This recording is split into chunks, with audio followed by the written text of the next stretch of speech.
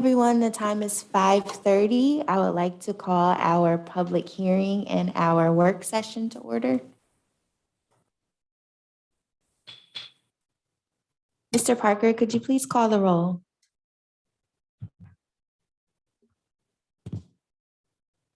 Ms. Daniels.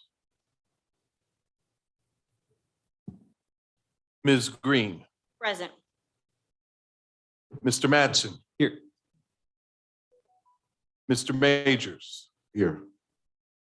Ms. Rawls. Present. Mr. Rodriguez. Present. And Ms. Bowers. Present. Please note for the record that Councilwoman Daniels is excused from tonight's meetings. We will now begin our public hearing. I will defer to our Public Works Committee Chair, Councilman Mattson, to preside. Thank you, President Bowers. Mr. Parker, would you mind reading the resolution or the bill into the minute? Bill 8-2022. An ordinance vacating and striking from the official map of the city of Harrisburg portions of Wallace Street, Moltke Street, and Delaware Street within the block bounded by Peffer Street, North 7th Street, Minnick Street, and North 6th Street pursuant to Chapter 3-109 of the codified ordinances of the city of Harrisburg. Thank you. And who from the administration will be presenting for us this evening? Correct. Jacob Bowen from the Planning Bureau. What's your last name? Bowen, B-O-W-E-N. And on behalf of the applicant? Conley. Okay. Proceed. So this application was recommended for approval by the Harrisburg Planning Commission at their previous meeting. So they recommended that this case be approved with the following conditions. Condition 1, if required by Capital Region Water or other utility providers, the applicant will execute easement agreements with those providers to allow access to and maintain of existing infrastructure running through or along the right-of-way, or will have such infrastructure formally abandoned. Condition 2, the applicant will receive final approval of the preliminary lot consolidation subdivision land development plan application filed concurrently with this application. Condition 3, the applicant will hold at least 2 community outreach sessions as outlined in their community engagement plan and required per the minimum standards of street vacation ordinance outlined Chapter 9-117.4F of the city zoning code. So the Planning Commission had recommended that this be approved for the following reasons. The proposed project will provide a public good to city residents through a cost-free early childhood education center to children from economically disadvantaged and at-risk backgrounds. Reason 2, the proposed right-of-ways to be vacated currently serve a minimal purpose and utility to the transportation needs of the surrounding community. So just to touch on conditions 1 through 3. So the applicant has already satisfied condition 2 since it was approved here at the previous meeting. Then in condition 3, the applicant also demonstrated multiple community outreach sessions in the community. And then on condition 1, the applicant did provide communications with Capital Region Water and PPL, where they have discussions about addressing there's some abandoned electrical lines, some of the CRW infrastructure there as well. That's essentially the brief report here. Does the applicant have anything they'd like to add? We are acceptable to the conditions as slated. And as Jacob has said, we have worked with all the major utilities. I will point out that all utilities are being abandoned / removed by the applicant or by the utility. None of the lines that are in any of the vacated streets are what I would refer to as community served, meaning they served beyond this block. of residential in the past. And so they're all antiquated and they're all being removed. As you know, we were here before you for the lot consolidation, subdivision land development at the beginning of the month. And we are working on getting those signed plans and all the conditions met with your staff. So the conditions as listed are acceptable. Anything else? This seems pretty straightforward to me. I don't have any follow-up questions. Thank you for continuing to work with our staff. And, council is very supportive of the project. So I'll open it up to questions at this point. And I will start with my far left with Councilman Rodriguez. Any questions? No questions for me. Thank you. Council Majors? Yes, thank you, and good evening. Can recall you guys did public outreach and got some additional feedback. I know there were a couple of residents that are right there on Minnick Street that expressed a couple of concerns with respect to the configuration of the building and the access that I guess would be coming off of Minnick Street for trash service.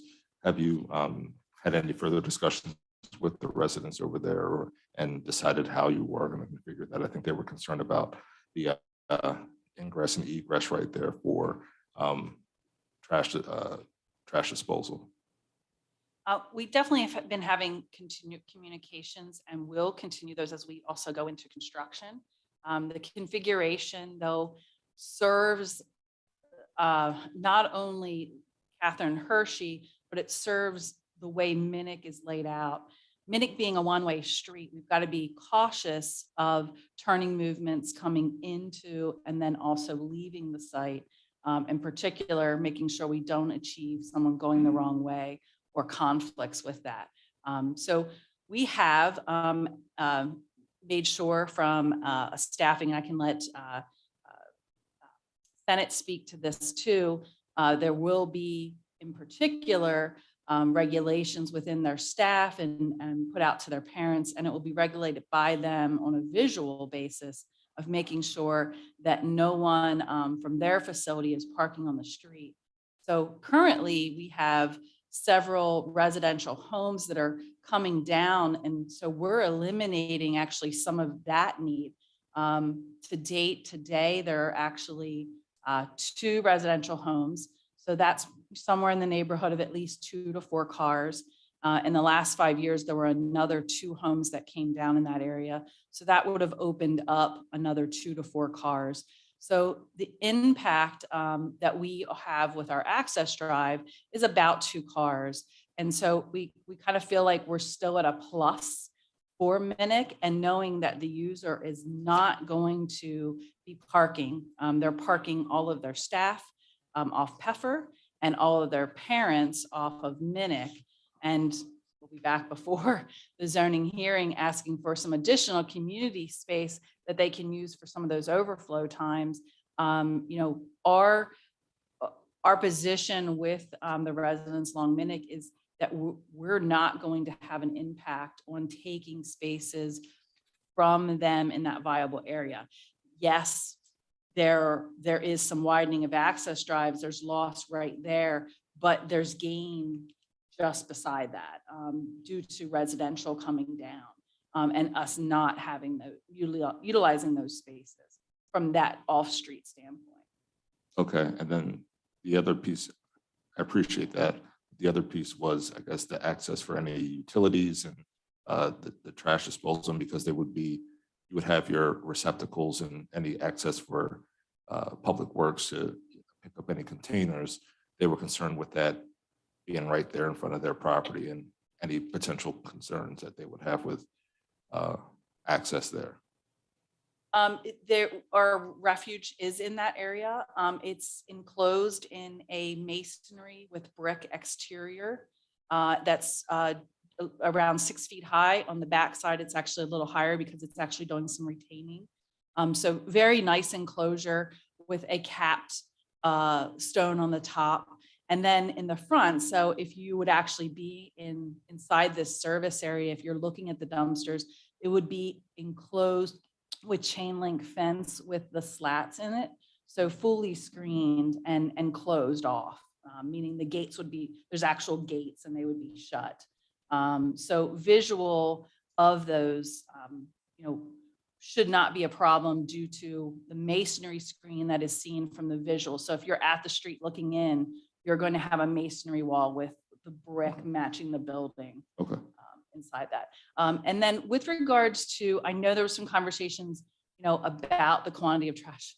It's beneficial to the client. They have started coordination with your department at the city on the trash. And that pickup will be done on a rotation that meets their needs.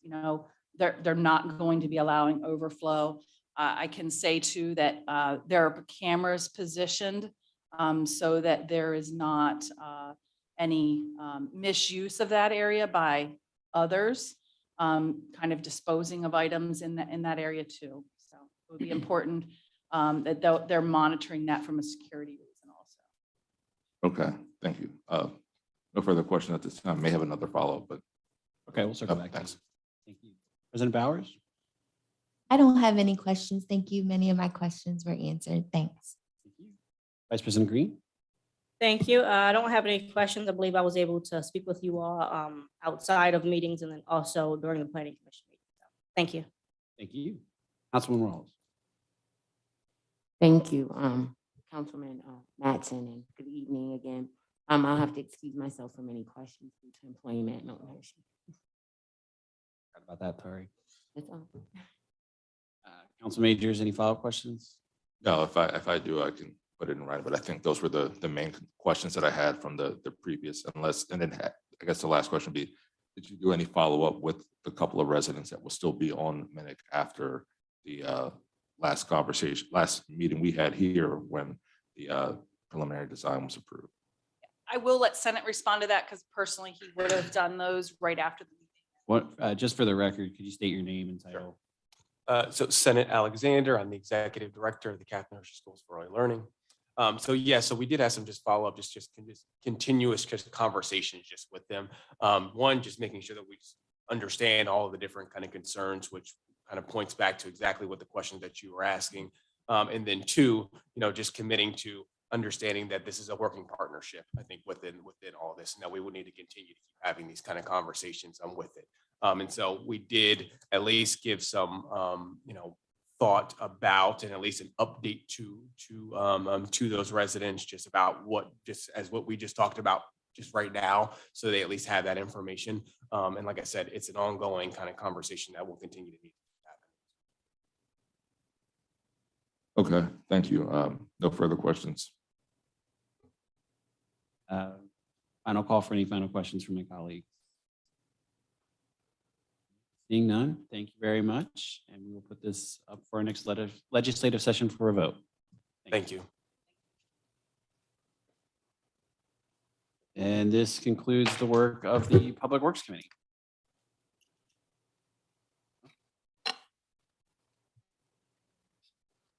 Oh, right. We'll open it up now for public comment. Sorry, you can just continue. I forgot about this process.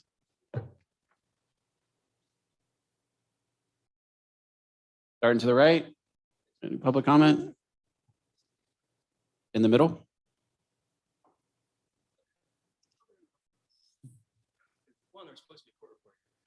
There is. Okay. I'll pause there on public comment and we will get the records.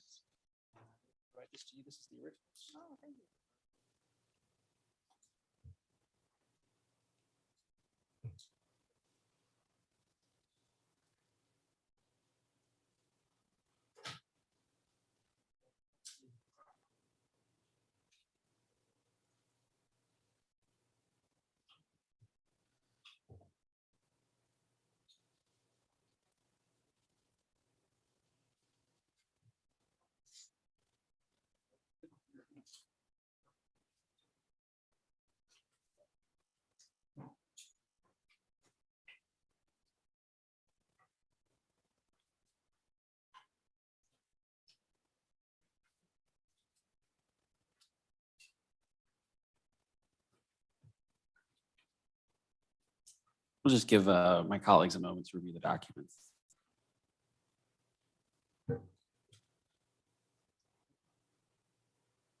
Mr. Chairman, for the record, if I may just identify the exhibits. Please. And then could you speak into the mic? Absolutely. And since this is a public hearing, I would note, my name is Bill Grover. I'm the solicitor for the city.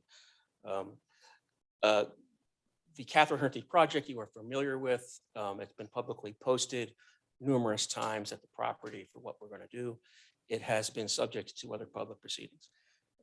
Before you, everything but the very last exhibit is something that's been presented to council before electronically.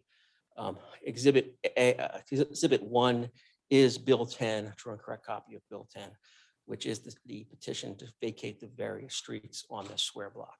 Exhibit 1A is the street vacation application submitted by Catherine Hershey for early learning on March 24th, 2022, signed by the owners of Bipartisan Trust, who were the property owners, which you have to do in a street vacation. You have to identify the landowners are agreeing with your application. That was for vacating Mulcahy Street from Minnick to Piper, Wallace Street from Minnick to Piper, and Delaware Street from 6th Street to 7th Street. Exhibit 1B is the application narrative. Exhibit 1C is the petition to vacate a street, Wallace Street in particular, from Minnick to Piper, submitted by Mr. Vartan, notarized on March 24th, 2022. Exhibit 1D is petition to vacate a street, Mulcahy Street from Piper to Minnick, submitted by Mr. Vartan, notarized on March 24th. Exhibit 1E is a petition to vacate a street, Delaware Street, between North 6th and North 7th Street, submitted by Mr. Vartan, notarized on March 24th. Exhibit F1F is the community engagement plan by the applicant. Exhibit 1G is the staff report from the Planning Commission with the zoning map. Exhibit 1H is a street vacation plan for the Catherine Hershey School with the map for project number 1000740.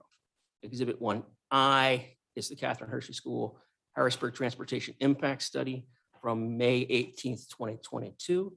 Exhibit 1J on behalf of the city is exhibit as a report memorandum from Dawood on the traffic study.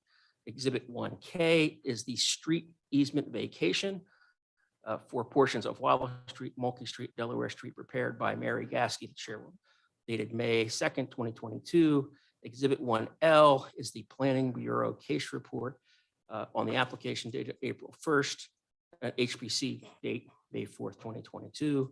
And Exhibit 1M is the resolution of the Harrisburg Planning Commission on May the 4th, 2022, on the street vacation, recommending it be approved. And Exhibit 2 is the proof of publication, 3 consecutive weeks, as required by Chapter 129 of the Third Class City Code, when there was a petition to vacate a street in a third class city. And they are the exhibits for the formal record that would accompany the transcript of this proceeding. Thank you, Mr. Chairman. Thank you for that. Now, a little bit of time to review the documents. Was there any follow-up questions? I just have one question.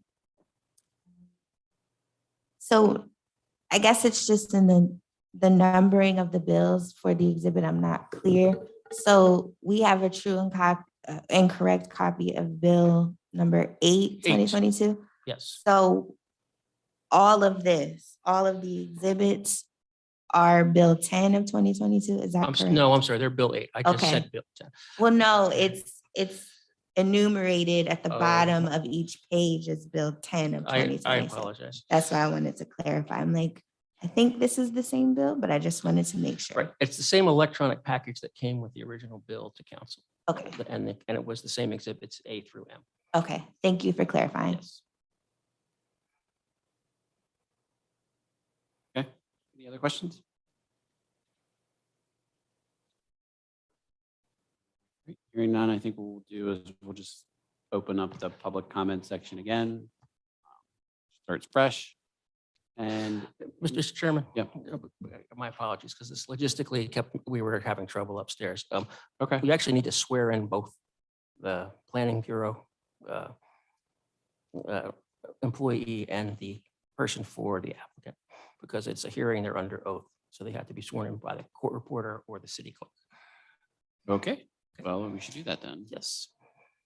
All right, we'll take a pause to swear them in.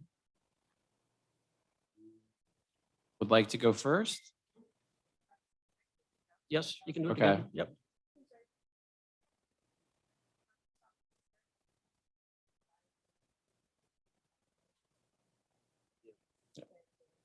And just for the clarity of the record, you have already provided information on the record tonight. Is that right, Mr. Bowen? Yes. And for the representatives of Catherine Hershey, you also provided information on the record tonight. Yes. Thank you. Is there anything else? Okay. Next time I will expand on my instruction to please buy time down in city council chambers as we're finishing. So that was. Okay. Yes. We got here. So Okay, so public comment over again. Any comments to the right? Okay. In the middle? And to the left. Please take your time.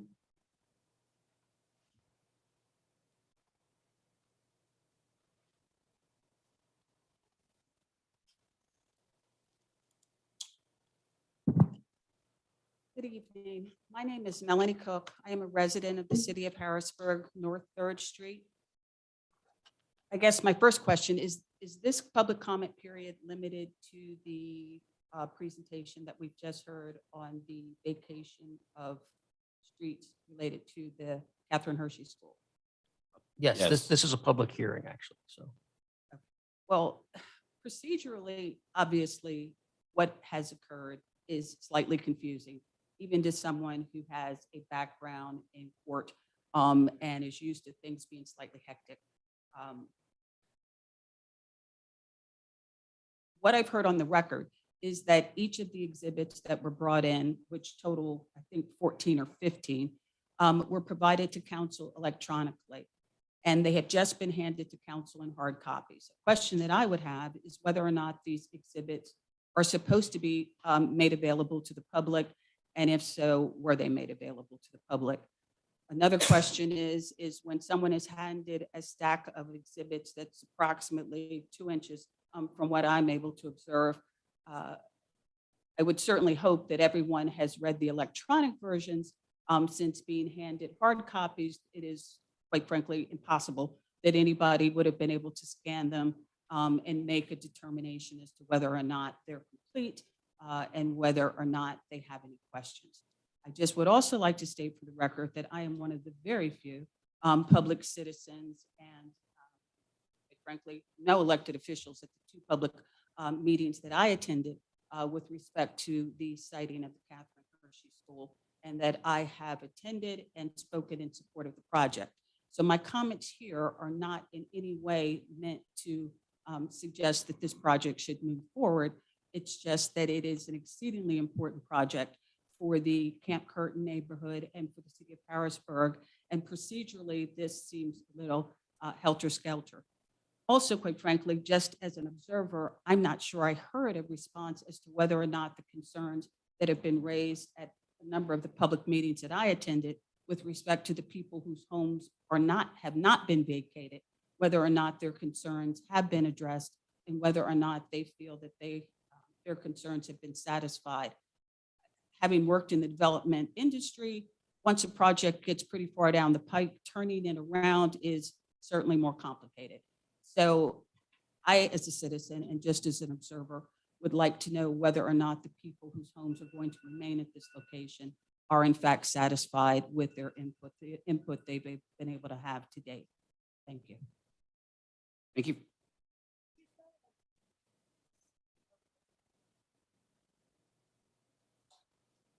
Okay, any other comments to the left? Seeing none, we will move the bill forward for a vote at our next legislative session. and for the record, to answer Ms. Cook's questions, the electronic copies were made available at the time of introduction. She just walked in, so Ms. Cook, Mr. Yeah. just for clarification, the public records electronically were made available at the time of introduction at the end of June. Yeah, so they've been posted on the city council list of documents, website. So they've been available for 4 weeks, I think, for inspection. Yeah, and I'll remind the public that we, at our last legislative session and had a work session where we went over the land development plan thoroughly. Right. There was a whole separate Well, session on those questions of the public at that meeting. So, Thank you. and you would have Thank to you. formally adjourn because it is a Oh, can I public get a hearing. motion to adjourn? So moved. Or is that the- Second. We are adjourned. Thank you. Thank you, sir. At 5:55 PM, we stand adjourned. Our public hearing has concluded.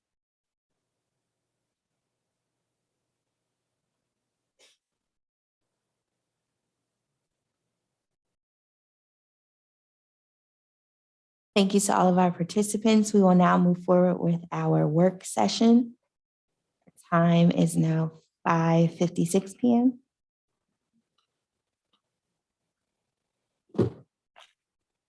In the absence of Councilwoman Daniels, I did mention earlier that she is excused this evening. I will be presiding over the Community and Economic Development Committee business.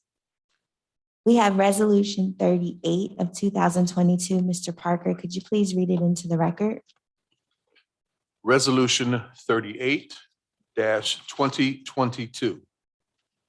A resolution approving the preliminary/final land development and lot consolidation plan for 108 through 112 Walnut Street, submitted by Ronnie Ramuuni of N&R Group LLC to consolidate 3 two-story office story buildings onto a single parcel and transform the property into an 8-unit multifamily dwelling.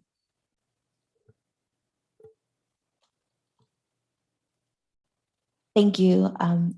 Mr. Bowen, I'm assuming you're here on behalf of the administration to speak on this resolution. Correct. Thank you. So this request to do 8 units was recommended for approval by the Planning Commission. It actually went through the zoning relief process as well for the multifamily use and also for a special exception for relief from the off-street parking requirements. So that was actually approved from the zoning hearing board. So the Planning Commission recommended that the land development lot consolidation be approved with the following conditions. The first condition, any exterior work will be discussed with the city's historic preservation specialist, who will determine whether such work can be administratively approved or whether approval from HARB will be required. Condition 2, the applicant will coordinate with Department of Public Works to ensure appropriate location of trash enclosure if that is deemed necessary. Condition 3, per section 7-3273 of the zoning code, the applicant will install at least 1 bicycle rack on site. The Planning Bureau recommended that rack be installed in the rear parking area. The Planning Commission recommended approval for the following reasons. The proposed project will adaptively reuse a vacant office building, bringing a historically and architecturally significant property into productive reuse, and will reestablish a residential use on site. Reason 2, the proposed reuse will add new residents to the neighborhood to activate the street on nights and weekends and grow a customer base to support local businesses, and will provide additional units to the downtown housing inventory. Reason 3, other conversions of former office buildings in the surrounding neighborhood have demonstrated that the proposed use will not adversely impact the character of the neighborhood. And this proposal is kind of a continuous trend where we've seen different conversions from office space to residential units.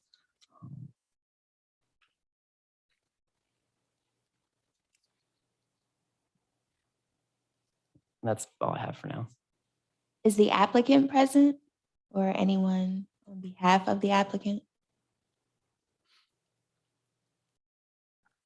I did reach out to the applicant today. They didn't respond to telling them that I strongly advise them that they attend tonight's meeting. I did not get a response though. But I'd be happy to answer your questions to the best of my ability regarding the project if they do not show. It seems like they're not present. Can you please remind us of the deemed approved deadline for this particular plan? Yes, August 2nd.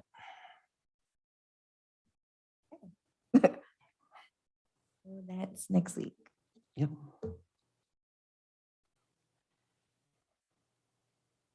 I will open the floor to questions from my colleagues before I ask mine. I'll begin to my far right with Councilwoman Rawls. Do you have any questions related to Resolution 38? Thank you, President Bowers. I do, but not for Mr. Bowen. More so for the applicant. I like to ask them questions in respect.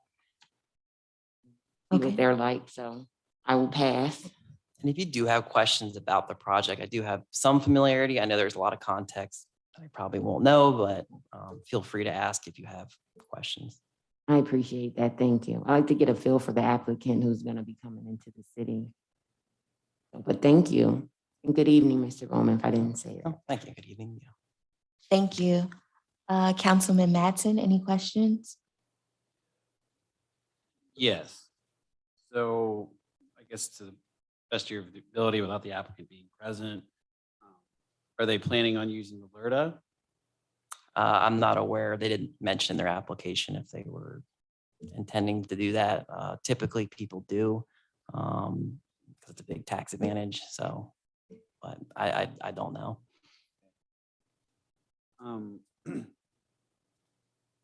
Oh, it's kind of hard to answer this. Would there be any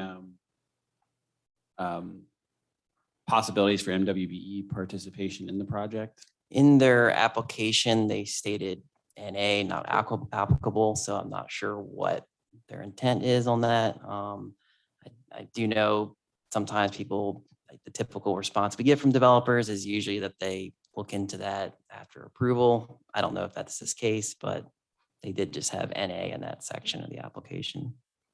Okay.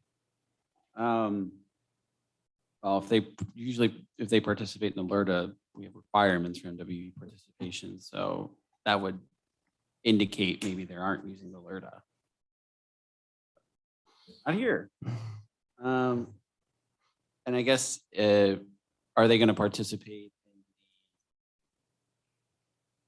the affordable housing legislation? No, I can confirm. And actually, when they went through the zoning relief process, I believe that was slightly before when the ordinance was actually passed. Because that went through zoning relief approximately about a year ago.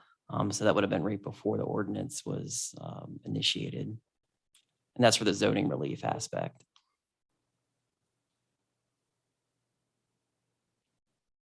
I do appreciate you trying to answer the questions on behalf of the applicant. Fortunately, they're not. I'll leave it at that. Thank you. Thank you. Vice President Green, any questions? I don't really have any questions for you, Mr. Bowen. Thank you for your presence today. I guess one kind of question, you said you did notify them. Did you hear anything? Was there any type of response? No, I did not have a response. I notified them this morning as a reminder, but. Okay. But they would have been notified before this morning as well, correct? I personally did not notify them before this morning of this meeting. They had asked before they were on the agenda, like a month ago. I showed them where to look for the agenda and the scheduling for the meetings. Okay. Okay. All right. All right. So we can confirm that they knew of the meeting before today. What is what's the procedure for notifying? Like, do From we the notify them, period, or is From that the just a Plan Bureau, courtesy? sorry, from the Plan Bureau, it's a courtesy. We don't have a requirement to notify individuals of when they're going to be heard. Usually just try to do that as common courtesy. Okay. Trying to put a different perspective, I guess, from my standpoint, being that this is in the middle of a hiatus. So if I was thinking of city council meetings and I know they go on a summer hiatus, I might not be thinking of showing up to a meeting in the middle of their summer break. But we did make it clear that we were having a meeting in the middle of our summer break. But okay, just kind of thinking out loud, but thank you. Yeah, and a little bit to the applicant too. There was, we originally were going to request them to extend the deadline due to some staffing issues, but we were able to get the resolution in time to them. So there could have been maybe some confusion or mix up in the date potentially.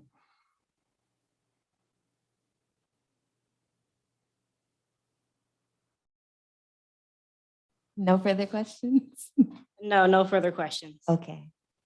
Councilman Majors, any questions? Yes, thank you. Yes.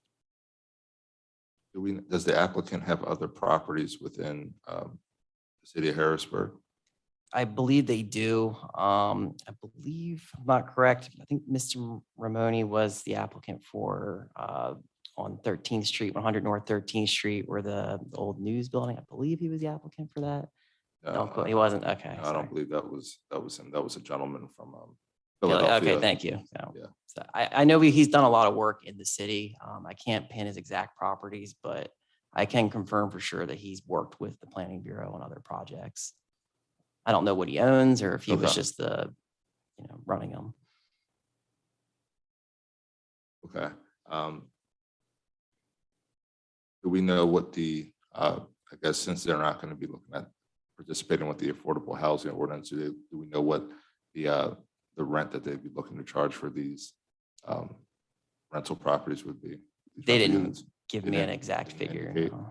No. And typically I always ask developers before they go through this. I know right now with, the rates changing rapidly with, the typical spiel of, supply chain, usually it's hard to pin a number down from developers for projects 2 years out. Okay. Not so much of a question, more of I guess there would be one question here. So you did mention about potentially looking to do an extension. Today is the 26th. If we were to reach out and have an extension, because I think I cannot recall from my recollection, anytime we've moved any of these plans forward without at least having a conversation with the applicant as counsel, what would be, how far could we extend and what would be that process to get them to come before? I know we've done it before with other applicants, doing a 30-day or a 60-day extension, just to be able to potentially have them come in before council. So this is a little bit of a box. We don't know what's in their understanding of the code, but because they've done other projects, I think they understand the code. I think they understand they have a deemed approved deadline coming up. So under the code, it has to be agreed to in writing by the applicant for the extension. So we do not have that at the moment. And so the council would be voting in any direction tonight without the benefit of that. And if that were so, and it was approved, it would simply be approved and you'd never hear from the applicant again. Right. The question, I think, procedurally is, can you put a condition on either approval or denial? Which you would deny it in toto with the condition that you would reconsider it if the applicant makes itself available, at the August with an written extension for the August or September proceeding. And that you could do that, which would certainly applicant would certainly have his attention at that point, that the council would like to hear from them. But if you approve it with any condition, Right, they don't have to come back. they don't have to before us. come in Correct. at all. Right. So that's how you have the ability to have them come forward to speak to you about the project. All right. Yep. That was going to be my next question about conditions we could place on either an approval or denial. So thank you for that. No further questions at this time, President Bowers. Thank you. Councilman Rodriguez, any questions? Yes, thank you. Just kind of echoing off of Councilman Majors. We don't know the monthly cost. Do you know the unit breakdowns at all? 1 bedroom, 2 bedroom, stereo? Sorry about that. So yes, so for the 8 units, 7 are going to be 1 bedroom and then 1 is going to be a 2-bedroom unit. And the square footage ranges between 500 to about 900 square feet for the Okay, units. thank you for that. And of course, I have plenty more to fire off, but it probably wouldn't do us any good. And the NA on the MBE participation kind of strikes me wrong, so I would love to get the opportunity to ask them the questions, but thank you. No further questions, thank you. You're welcome. So thank you, Solicitor Grover, for reviewing the steps that we could take in this instance. I think it's sort of rare that we haven't had communication with a developer. I also have concerns about the August 2nd deemed approval deadline. My concern is that if we do reach out to the developer and we don't hear a response by next Tuesday, and we don't have anything in writing, we've made this denial, but yet it could still be deemed approved. We would have to, he or she would have to come back before us at our next meeting. What I'm saying is instead of just voting to deny, Mhm. you deny with a condition. With a condition. That you would reopen the matter. Okay, If they present themselves at a city council meeting in August or September, okay, not knowing their schedule, not knowing they could be out of the country. I don't think you want to give them an exact date. You might want to say by September 30th or something like that. Mhm. But, we can give them the benefit of doubt. Maybe they just did not get or understand tonight was the meeting. and that's fine, and I understand, it's the summer, people are on vacation and other things are going on, so I do understand. I just always like to be mindful of the deemed approved deadlines and communication with potential developers, so we know exactly what's happening in our city, rather than being surprised, that's all. Okay, so this resolution is on our legislative session agenda. I So- had one question, President I'm Bowers. sorry, I'm so sorry because Councilwoman I Ross. didn't before. No problem. But I actually had a question for Mr. Bowman. As I continued to read through, I did see, and you had mentioned parking, and that's always one of my questions. And I did see that it said the applicant is requesting relief from providing 8 of the 10 required off parking spots. But it also said you all gave them the relief because the requested relief will not advisorly impact the neighborhood. So I was just wondering what kind of study you all did that said it wouldn't impact the neighborhood if they did not do the required parking spaces. So part of the rationale, the zoning hearing board approved that parking, and part of the rationale was the previous office use for these 3 buildings would have required 12 off-street parking spaces. So actually this conversion had a requirement of 10 off-street parking spots. So that was the primary consideration for the parking relief being less than 2 spots being impacted. So you're saying it won't be an impact because the office that was there had 12 spaces. I mean, there will be an impact for sure on on-street Yeah, parking, of right. course. That's what I mean. So, But particularly looking in the context of the downtown area, as opposed to having empty building versus development, we look at the context of the neighborhood, the street, what's the use going to be? And that sort of all went into consideration from the Planning Bureau's recommendation, Planning Commission recommendation, and the Zoning Hearing Board's final decision. so if I'm correct by saying, you're saying they only have to have 8 parking spaces. So there was a requirement for 10. They Correct. provided 2 in the rear, so there was a requirement for 8. That's correct. That's what the zoning code prescribes. Okay.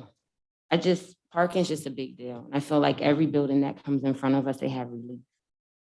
And So typically- we're gonna continue to have a problem if we keep relieving parking. I understand. I mean, it's a balancing act. I mean, we look at housing, providing affordable housing, and then also the issue of parking. So, I mean, all this has to go in context of we need more housing, but also there's the concern of parking. So, I mean, it's always, you lose some, you win some in some of these, unfortunately. So, Yes, I understand that, but we're losing a lot of parking, so and it impacts our residents, but I mean, I just hope going further forward, we just kind of stop alleviating all these parking reliefs because it is I get emails all the time about parking issues, but then as new projects keep coming across, they have a relief of 2 spaces. 2 spaces become 10 spaces. So I just, I know I don't agree with that you all gave them that relief. And I don't know how you saw that it doesn't impact it. Like, did you all stand there and do a study, like a traffic study saying, okay, this will be all right? Or you're just saying, hey, this building had 12 before, it's not an office building more.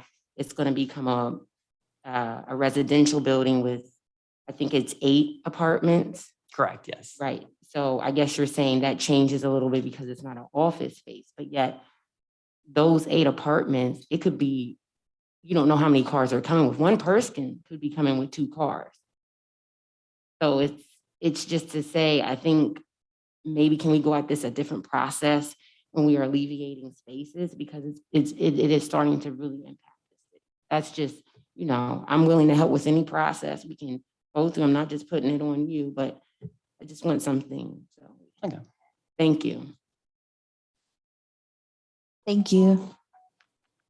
So as I mentioned, Resolution 38 of 2022 is on our legislative session agenda for action tonight. So we will move forward with Resolution 42 of 2022. And I would like to note for the record that the applicant has agreed to extend the deemed approval date for the project to August 23rd. That is our first meeting following our summer hiatus. The applicant or a representative obviously is not present tonight, but they have provided their written consent. So I would like to request that we table action on Resolution 42 of 2022 until our August 23rd meeting, where the applicant will be present to answer questions.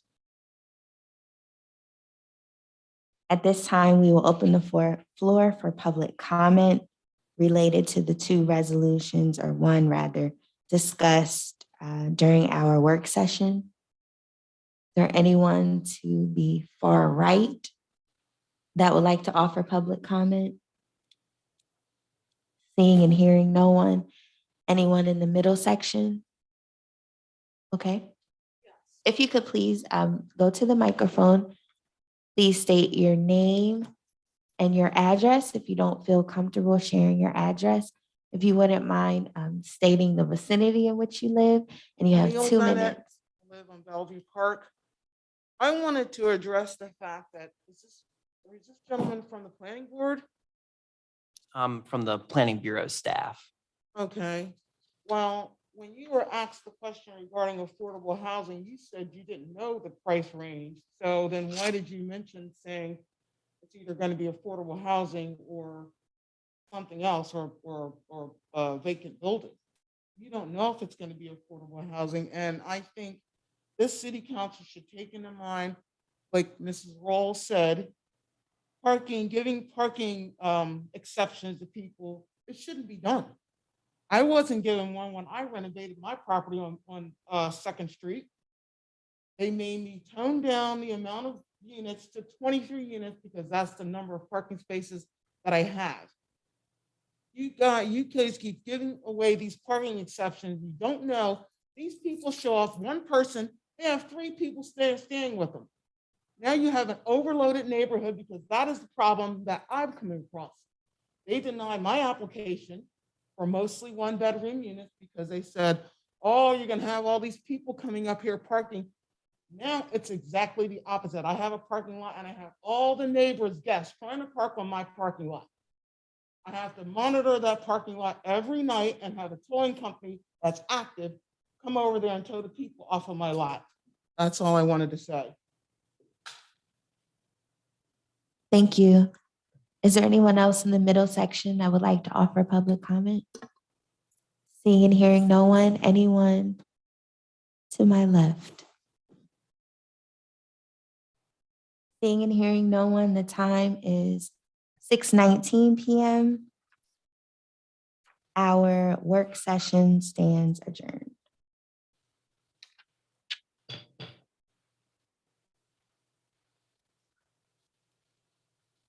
Okay, next council members, if you would like to keep moving. So we will present our caucus and then move into our legislative session meeting, if that's okay. We'll begin with our call to order. Mr. Parker will lead our roll call. The invocation will be led by Councilman Madsen this evening. The Pledge of Allegiance will be led by Councilwoman Green. We do not have any communications tonight. We will then again open the courtesy of the floor. Next, we will have approval of minutes from the legislative session of July 5th, 2022. Please take a moment if you haven't to review those minutes. We will then have reports of committees. I will share the report on the work session of July 26, 2022 on behalf of Chair Daniels. Chair Madsen will share a report on the public hearing of July 26, 2022. We do not have any ordinances for first reading or ordinances for amendment. We do have an ordinance for final passage, that's Bill 8 of 2022. We will vote on this. Followed by resolutions. We have Resolution 37 of 2022, which we will vote upon. We have Resolution 38 of 2022, which we will take action on. We've discussed the protocol for that one. Resolution 42 of 2022, remember that will be tabled until our August 23rd meeting. Then we have resolutions 46, 47, 48, and 49. These are appointments to the Harrisburg Housing Authority Board. The candidates are present, I believe. So we will suspend the rules to do a panel style interview with them and then vote on those resolutions. Is there any old business, council members? No? Any new business? Yes, Madam President. Okay. Just like to possibly speak and send out a reminder about this Saturday's Hotspot Saturday. Mhm. And would you also like to note National Night Out, share the information for next Tuesday? Absolutely. Okay. Thank you. Any other new business? Okay, and then we will adjourn. Everybody ready? All right, I'd like to call our legislative session to order at 6:23 p.m. Mr. Parker, could you please call the roll? Ms. Daniels, Ms. Green, Present. Mr. Madsen, Here. Mr. Majors, Here. Ms. Rawls, Present. Mr. Rodriguez, Present. Ms. Bowers. Present. Thank you, and I'd like to note for the record again that Councilwoman Daniels is excused this evening. Our invocation will be led by Councilman Madsen. Councilman Madsen. Thank you, President Bowers. Recently, across the world, it seems, but also in the United States and here in South Central Pennsylvania, we have experienced excessive heat, which has greatly impacted many families that don't have the access to things like air conditioning, or folks that may have to work outside. And so they've been drastically impacted by this heat. We have unfortunately lost folks as a result. So if we could just do a moment of silence for those folks that are struggling with this heat, and just pray for our country that we navigate this summer well. Thank you.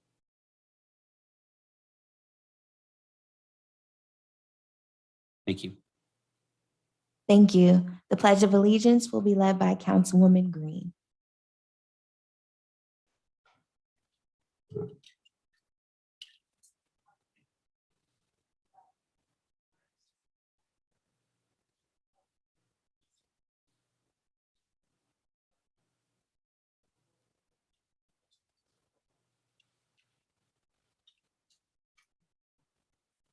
Thank you, Councilman Madsen and Councilwoman Green.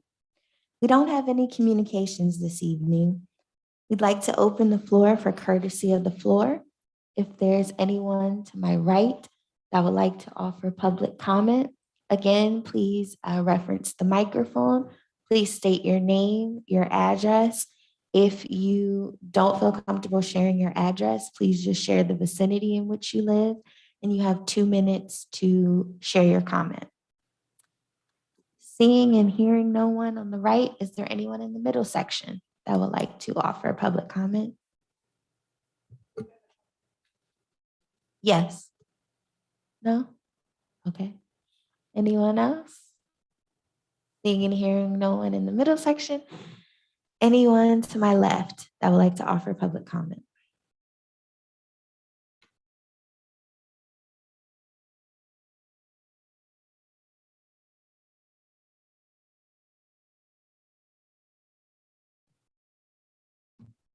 Good evening. My name is Melanie Cook. I am a resident and property owner in the city of Harrisburg on North 3rd Street in the Italian Lake area.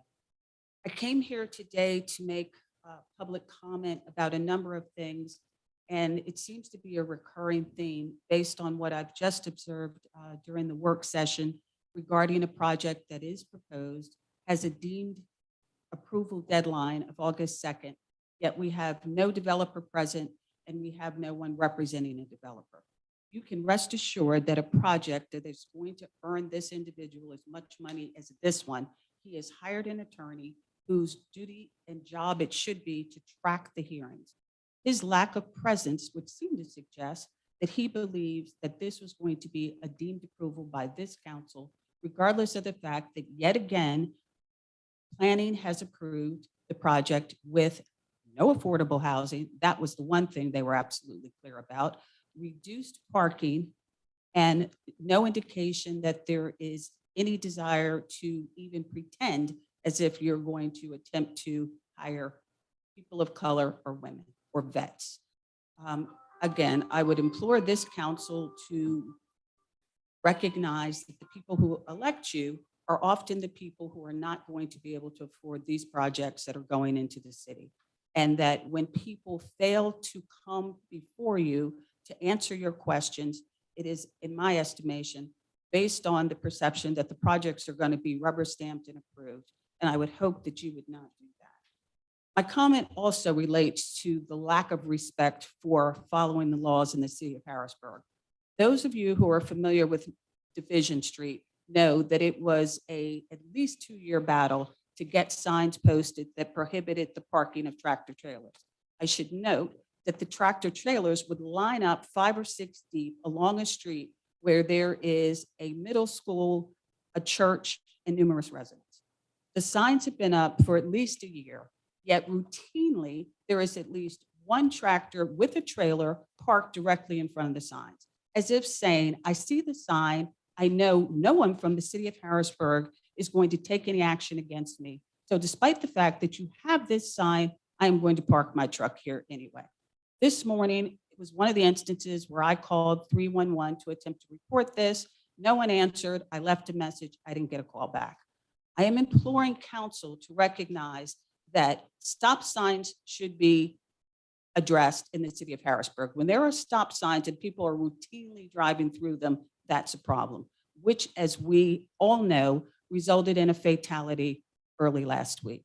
We have truck drivers who are parking their vehicles there, getting out, getting in their personal cars and driving to the communities in which they live directly in front of a sign that says they're not supposed to do it, yet citizens cannot get a response to come out and ticket the car or, heaven forbid, boot it or take any other measure that might be deemed necessary in any community other than Harrisburg. I would also like to note that there was a meeting of PennDOT preliminary hearings, Freudian slip, preliminary meeting to discuss the McClay Street Bridge project. There were 4 total citizens there, 1 property owner, 2 people, 1 representative from a citizens group and myself, no representatives from the city at all. While this is a preliminary stage, when the McClay Street Bridge is no longer accessible for traffic, it is going to be a major nightmare, not just for the people who live in the immediate area, but also for other commuters and people who live somewhere in the general area. I would strongly ask that the city engage in this process. One of the issues, or a number of the issues that I raised were whether or not there was going to be additional traffic studies, recognizing that when Second Street becomes two ways, that will most assuredly impact traffic.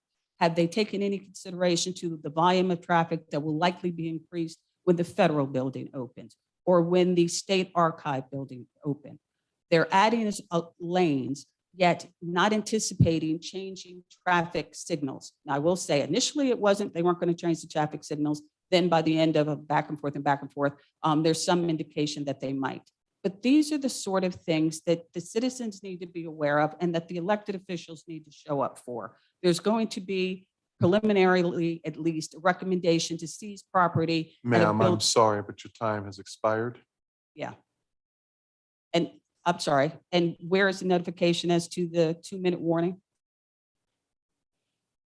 The alarm went off approximately 2 minutes ago. Okay.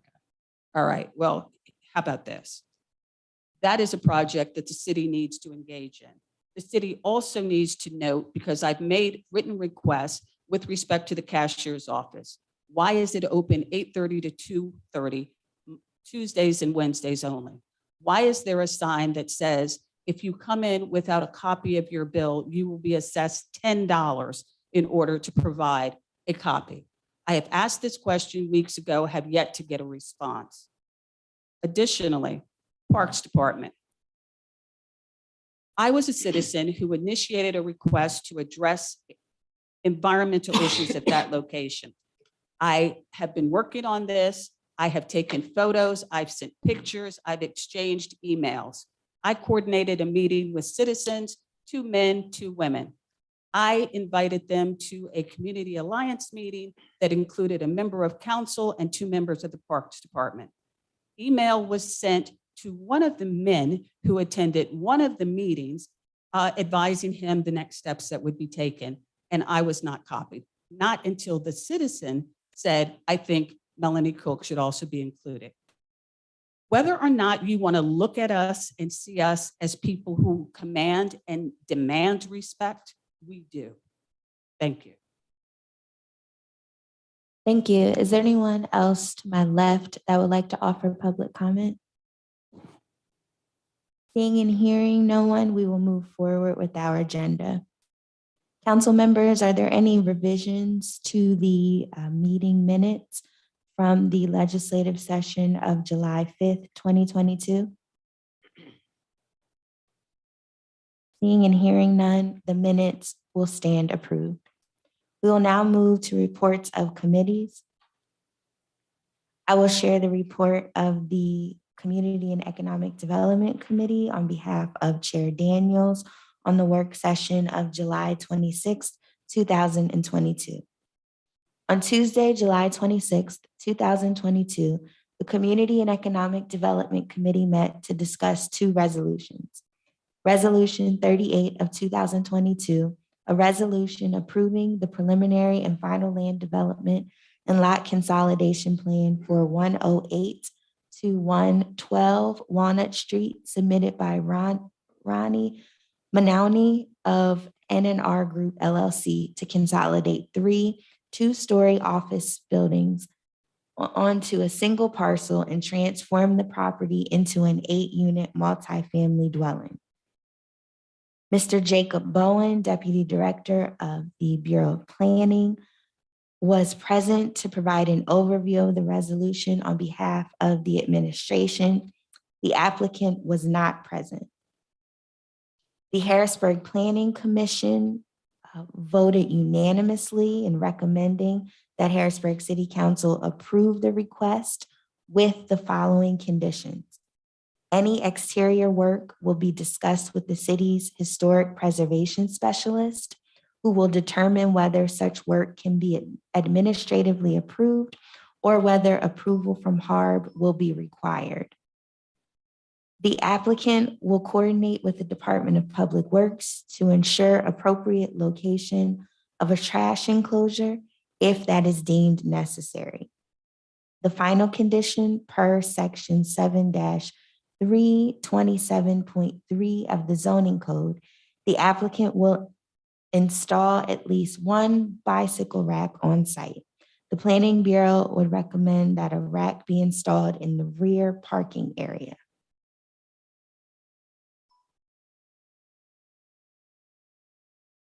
Council members asked some of the following questions, mainly where was the applicant and how was the applicant notified of tonight's meeting? They asked if the applicant planned to apply for LERTA or if there was any MWBE participation.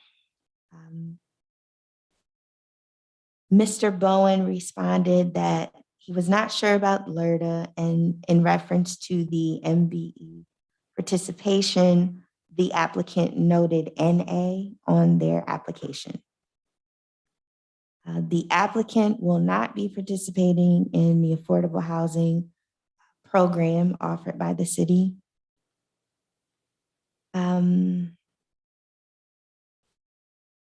Mr. Bowen was also unaware of other properties that this particular developer owns and operates within the city. And there will be 7 one-bedroom units and 1 two-bedroom units. I'm sorry, there are a total of 8 units for this particular project. Questions were also asked regarding parking. I think the resolution for this from the discussion was to deny the application with a condition set forth that the applicant will have to come back before council to answer questions directly that we have rather than relying on Mr. Bowen, as the Planning Bureau has already made the recommendation to move forward with the project. So that's that one.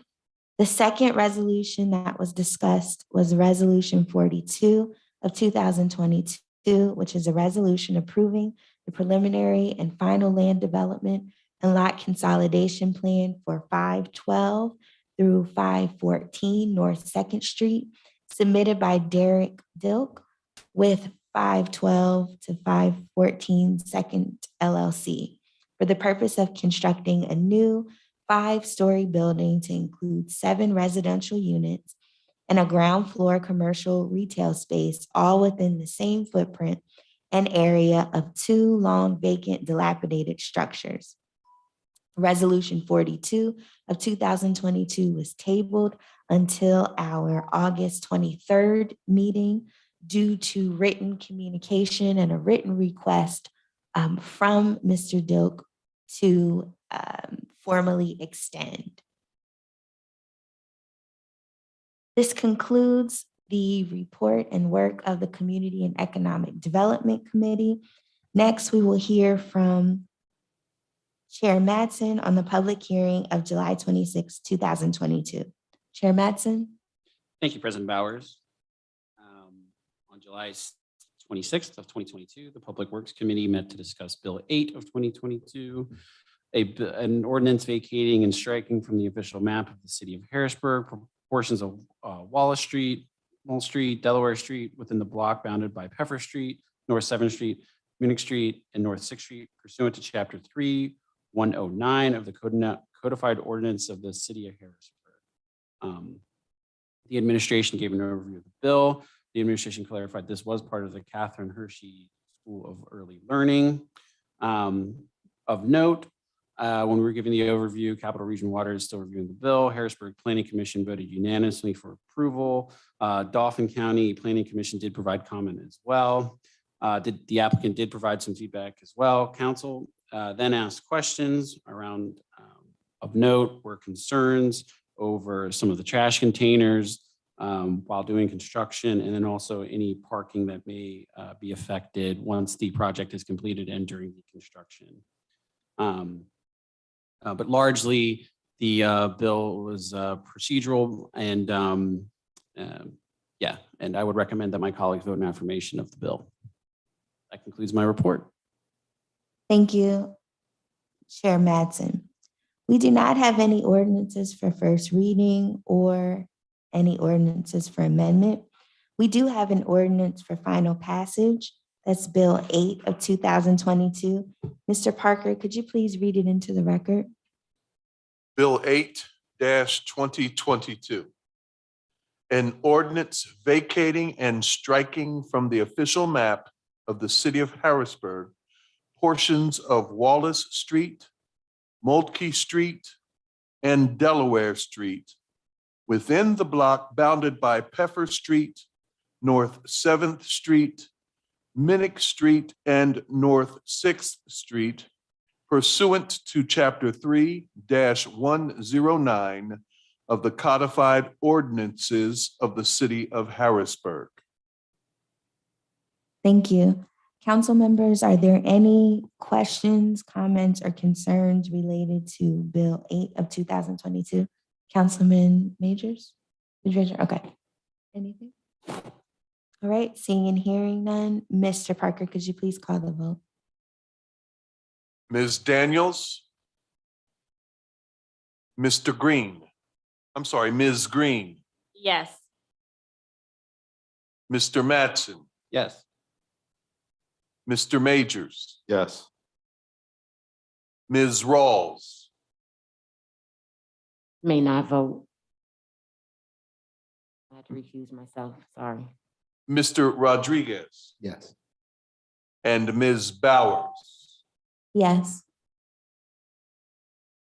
Bill passes 5 yeas, 1 absence excused, and one recusal. Ms. Rawls, you have to state on the record. The Oh, I'm basis so for recusal. sorry. That's okay. I said it so many times, I didn't know if I had to again. So Yes. I have to recuse myself from voting for employment at Milton Hershey School.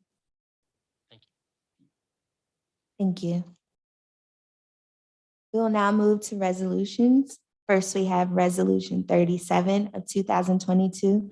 Mr. Parker, could you please read it into the record?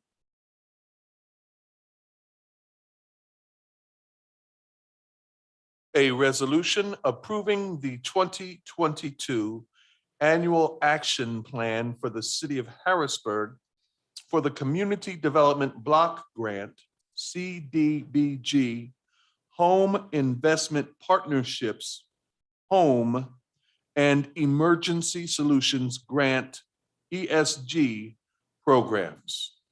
Thank you. Council members, are there any questions, comments, or concerns related to Resolution 37 of 2022? Seeing and hearing none, Mr. Parker, could you please call the vote? Ms. Daniels? Ms. Green? Yes. Mr. Mattson? Yes. Mr. Majors? Yes. Ms. Rawls? Yes. Mr. Rodriguez? Yes. Ms. Bowers? Yes.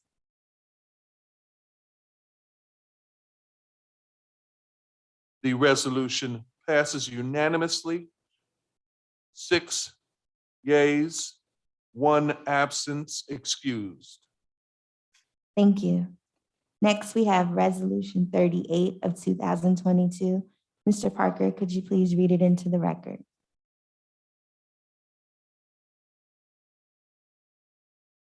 Resolution 38-2022.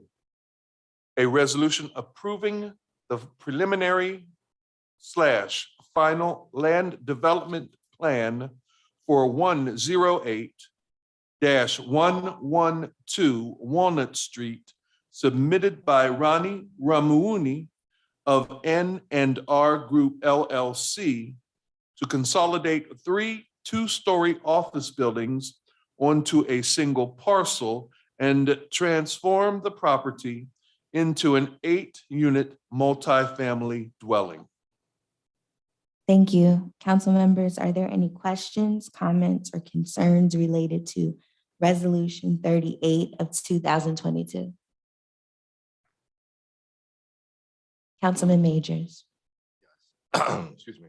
Yes. I don't know if we need to suspend rules, but based upon the conversation we had during the public hearing, Just wanted to know if we were going to be looking to make any conditions upon Resolution 38. I think with the applicant not being present, I think it's important that we hear from applicants before we take a vote on anything. So I know as it currently stands, my vote would be no to move forward on this, but just wanted to see how we will handle Resolution 38. I wanted to make sure that there were no other questions first. I would then ask, what is your pleasure? I see Mr. Grover is. If you could ask whether there's other questions, I would just like to make a recommendation when the council is done with its questions. Sure. Any other questions?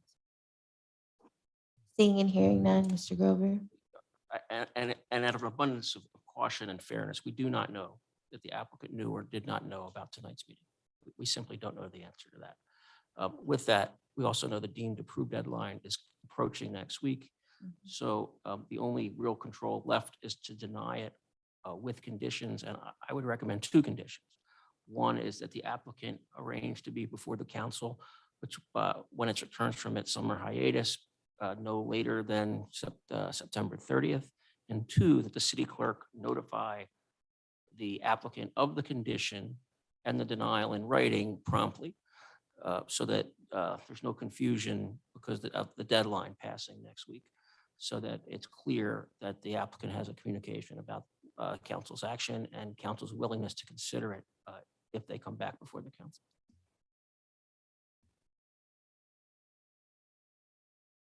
Thank you. Any other clarifying questions, council members?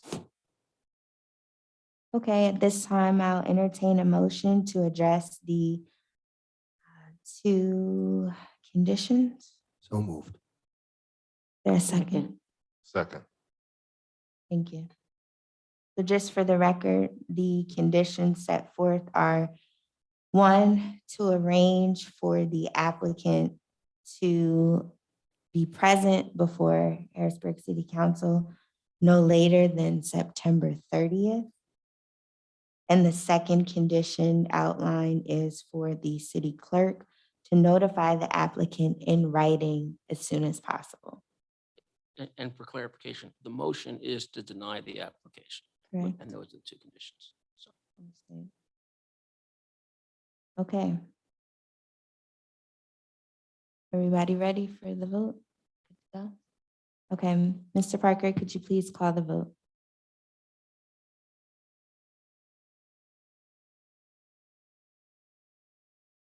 Ms. Daniels?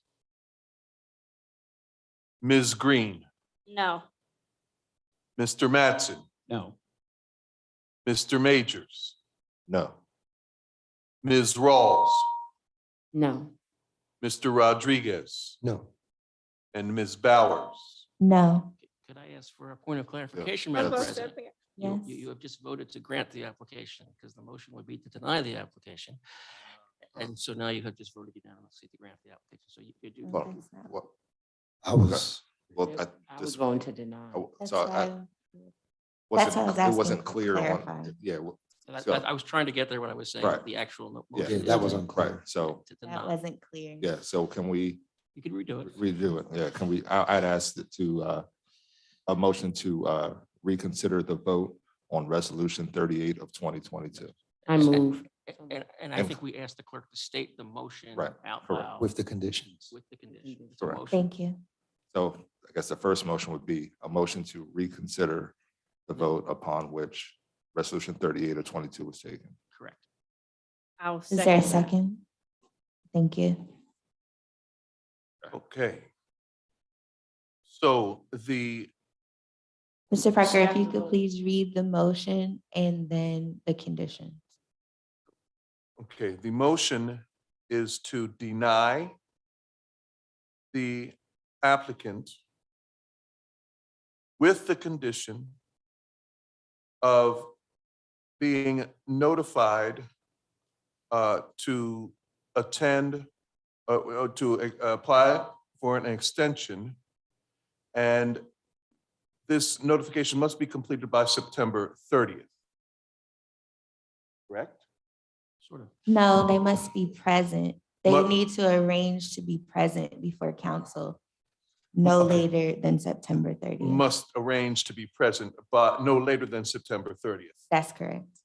Stipulation number 2, the city clerk must notify the applicant of the denial in writing as soon as possible. With the conditions. With the 2 conditions, that way they can govern. With the 2 conditions previously discussed. Yes. All right. One point of parliamentary inquiry.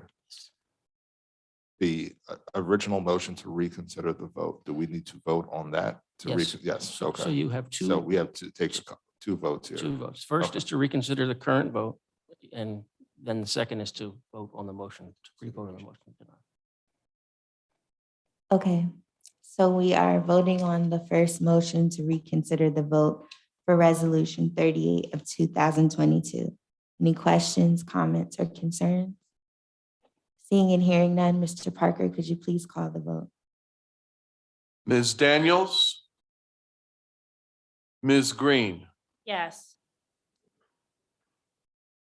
Mr. Mattson? Yes. Mr. Majors? Yes. Ms. Rawls? I am voting yes to reconsider the application, the vote for the application of Resolution 38 of 2022. Mr. Rodriguez? Yes, on the reconsideration. And Ms. Bowers? Yes.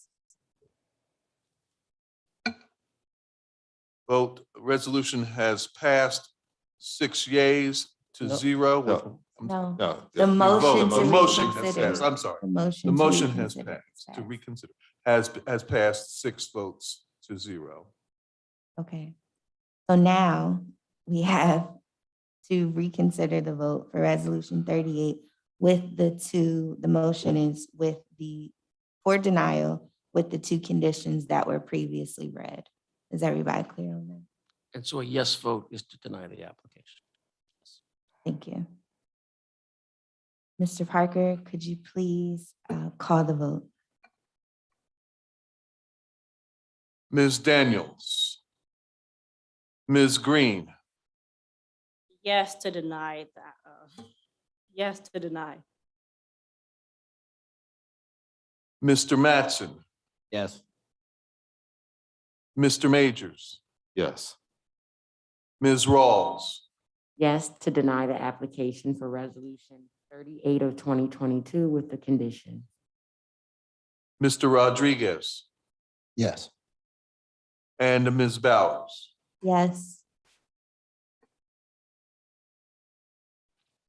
This has passed 6 yeas to 0 nays to deny pending fulfillment of the conditions. Thank you. Next, we have Resolution 42 of 2022. Mr. Parker, could you please read it into the record? A resolution approving the preliminary/final land development and lot consolidation plan for 512-514 North Second Street, submitted by Derek Dilks with 512-514 North Second Street LLC for the purpose of constructing a new 5-story building to include 7 residential units and a ground floor commercial retail space, all within the same footprint and area of 2 long vacant dilapidated structures.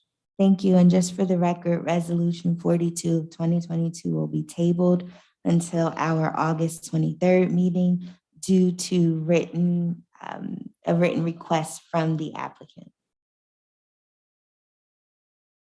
Okay, we will now move forward with resolutions 46 through 49. Mr. Parker, could you please read them into the record?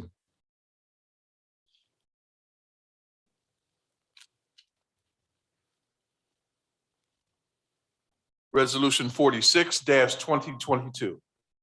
A resolution appointing Sheila Bennett to serve as a member of the board of the Harrisburg Housing Authority. Can you read the remainder? That way we can discuss them all at one time. 47 through 49, just the captions. Resolution 47-2022.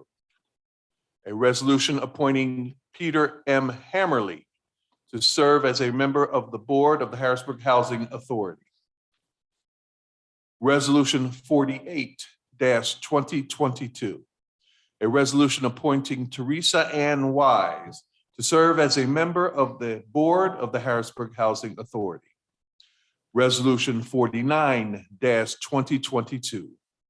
A resolution appointing Susan Silver Cohen to serve as a member of the Board of the Harrisburg Housing Authority. Thank you. At this time, I'll entertain a motion to suspend the rules for discussion.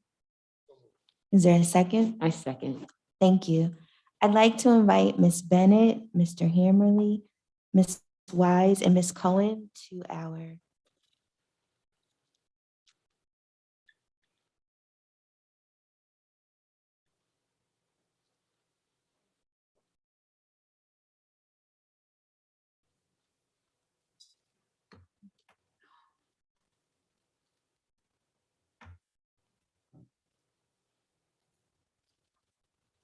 Good evening, everyone. Thank you very much for attending our meeting this evening. We'd just like to ask you a few questions before we take formal votes on the resolutions appointing you to the Harrisburg Housing Authority Board. So if you all wouldn't mind, we can begin with Ms. Cohen and end with Mr. Hammerly. If you could please just take a few minutes to introduce yourselves and share a little bit about your interest in serving on this particular board. I'm Susan Cohen. I'm a 49-year native of Harrisburg. I'm not a native of Harrisburg. I'm from Steelton. And when I was growing up in Steelton, my father was actually on the Steelton Authority. And then he became active in the B'nai B'rith apartments when they were thinking of building them, and then they built them. This was all volunteer work. So I grew up with that mentality of helping with housing. And I believe in affordable housing for everyone, good lighting, drug-free, safe environment. I don't know how much you want to know, but I wrote a paper in my master's program on adaptive reuse. And I see that the Harrisburg Housing Authority is already starting to do that. So I'm very excited about that. I'd like to see people with access to community services, grocery stores, community activities that could be close by. And I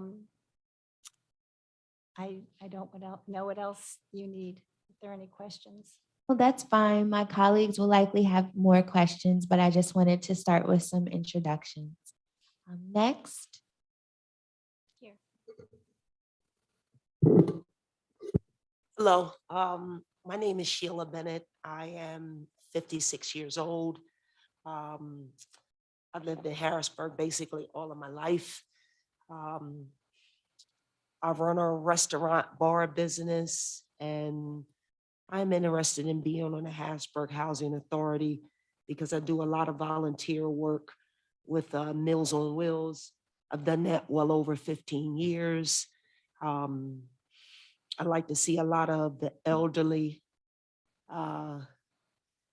be able to get into this Harrisburg housing, to where they have, running water, just things that are real nice for them to live in.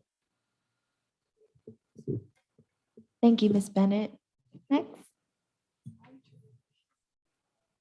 There should be a gray button. You press that and then you'll see the red light. I think it's on. If you could speak into it. I'm Teresa Wise. I taught school in the district. I've been involved with the Harrisburg School District. I ran a daycare center, United Methodist Church, for 14 years. I myself live in affordable housing, Morrison Towers. I've been there 12 years. I understand the need of affordable housing, especially for the senior citizens and the community. I am overwhelmed to be selected to serve senior citizens, the community, and I just think it's a needed situation, and I want to be able to participate in keeping it as healthy and as affordable as it is now. Thank you. Thank you so much, Ms. Wise. Mr. Hammerly? How's everyone doing? Hi. My name is Pete Hammerly. I've been in Harrisburg. This is my second go around. I moved back in November of 2017. I moved back after a really bad breakup and I was kind of broken. And the city has allowed me to really find myself again. For the past couple of years, I've been volunteering with Recycle Bicycle. And because of that, I'm actually working part-time as a bicycle tech at the REI building up on the Pike. In my full-time job, I manage real estate for a national healthcare company. Previously, I actually managed a residential building in Washington, D.C. I'm the son of a former forensic chemist for the Philadelphia Police Department. So I was brought up on giving back to your community, your city, and I very much value that. I recently moved and I chose to stay in Harrisburg because I value the city. And also, honestly, because I love the Green Belt. I ride the Green Belt religiously and I volunteer with them as well. So I am looking forward to have the opportunity to get back more. Thank you. I have one more question before I open it up to my colleagues. What impact do you believe you will be able to make on the Harrisburg Housing Authority Board? And we'll start with Mr. Hammerly. I think I can use my professional background in managing real estate. I am also a project manager in that role. I've dealt with a lot of problems that I had no idea how to solve at the time. And one thing I do love about the Housing Authority is that there's also a focus on training people, giving them, helping them find jobs and stuff like that. I've done that before. I've worked with college students in that capacity. And I think that just my diverse background can only lend itself up. Thank you. Ms. Wise? I worked for the Fair Housing for several years, and I do have a good insight of what is needed for affordable housing in this area, all around the area. So I will enjoy being able to participate to help people that need affordable housing and continue doing the good work and deeds that they're doing now. Thank you. Ms. Bennett? Yes, I think I can be a help on the board because I am a people person. It doesn't make a difference if, for the elderly, the mature people, I know that I will be able to reach out as far as sitting on the board to be able to, if it's my duty to help them pick as far as, people getting, the apartments and to where, the elderly have a safe place to live in these buildings, and these buildings are just not, all run down, and, the young people don't get in there and just completely take control of all of these buildings, and, the elderly don't have any say over it. I'm just willing to put in the work to make like the Harrisburg housing properties that Harrisburg own like a completely different, better place for them to live. Thank you. Ms. Cohen? I was the executive director of the Bipartisan Management Committee for the House of Representatives. Being bipartisan, I had to deal with all of the members, and I don't know if that qualifies me to be able to deal with a lot of different issues and a lot of different opinions. And when I did go back to school after and got my master's, it's called psychosocial science, which really means community organizing. So I was a community organizer for quite some time and started an organization called Women in the Arts, which was free and open to the public, brought in thousands of people to the State Museum in the late 70s through the 80s. My husband and I have a foster family. Actually, they adopted us, a Vietnamese family, Phuc Nguyen. And we know about the city. We saw him buy a house in the city, take lessons on how to manage that house. And I was really impressed with that and how he handled it. So I think that I'm kind of excited about this, and I am very excited about it, to put people and places, safe homes all together. Thank you very much. I'd like to open the floor for questions up to my colleagues. I'll begin to my left. Councilman Rodriguez, do you have any questions for the candidates? Thank you all first and foremost for being here in front of us this evening. Heard some great things. Appreciate you saying Harrisburg kind of set you back in place and kind of found a new way. It did the same with me. And not really questions. I really appreciate you being in front of us, but more of a statement to the young woman. Being bipartisan is more of a choice, but being economically, let's say, strained is not for a lot of our families. And really learning as a young man from a housing development, it's not like it's hey, we want to go out the South, we want to live in the projects. Sometimes our families just need that upper hand. And there's a lot of great programs that Harrisburg provides through the Housing Authority that really gets into home ownership and really gains that independence and sense of pride. So just for future reference, just very be cautious with the language you use in front of, the demographic of the city, because, Harrisburg is a beautiful city, regardless of the economic status of any individual or family. But just know that a choice is definitely different than just being born into hardships or constraints. I would like to correct that. The name of the committee, I didn't choose it, is officially the Bipartisan Management Committee. And what it did is it brought together two people to manage the House in a bipartisan fashion. So it's not a word that I have chosen. It was a word that I think is in the bylaws as to what it was called. And it was started so that people didn't lose their jobs every time there was a change in administration, to give fair and honest benefits across the board, not just to members.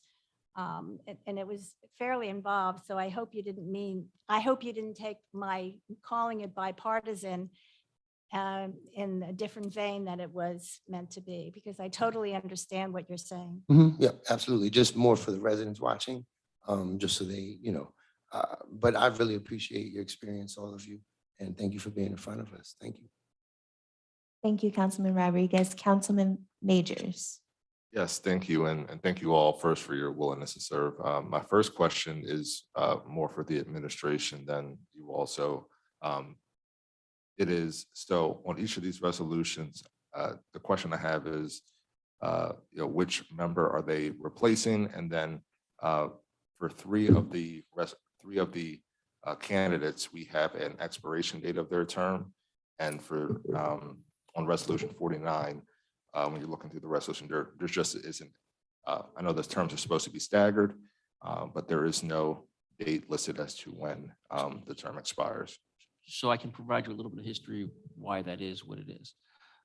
One, the first three came down together and the last one just didn't have a date because it came down separately. But when we looked back in time, the last time appointments were made, I believe, was 2014.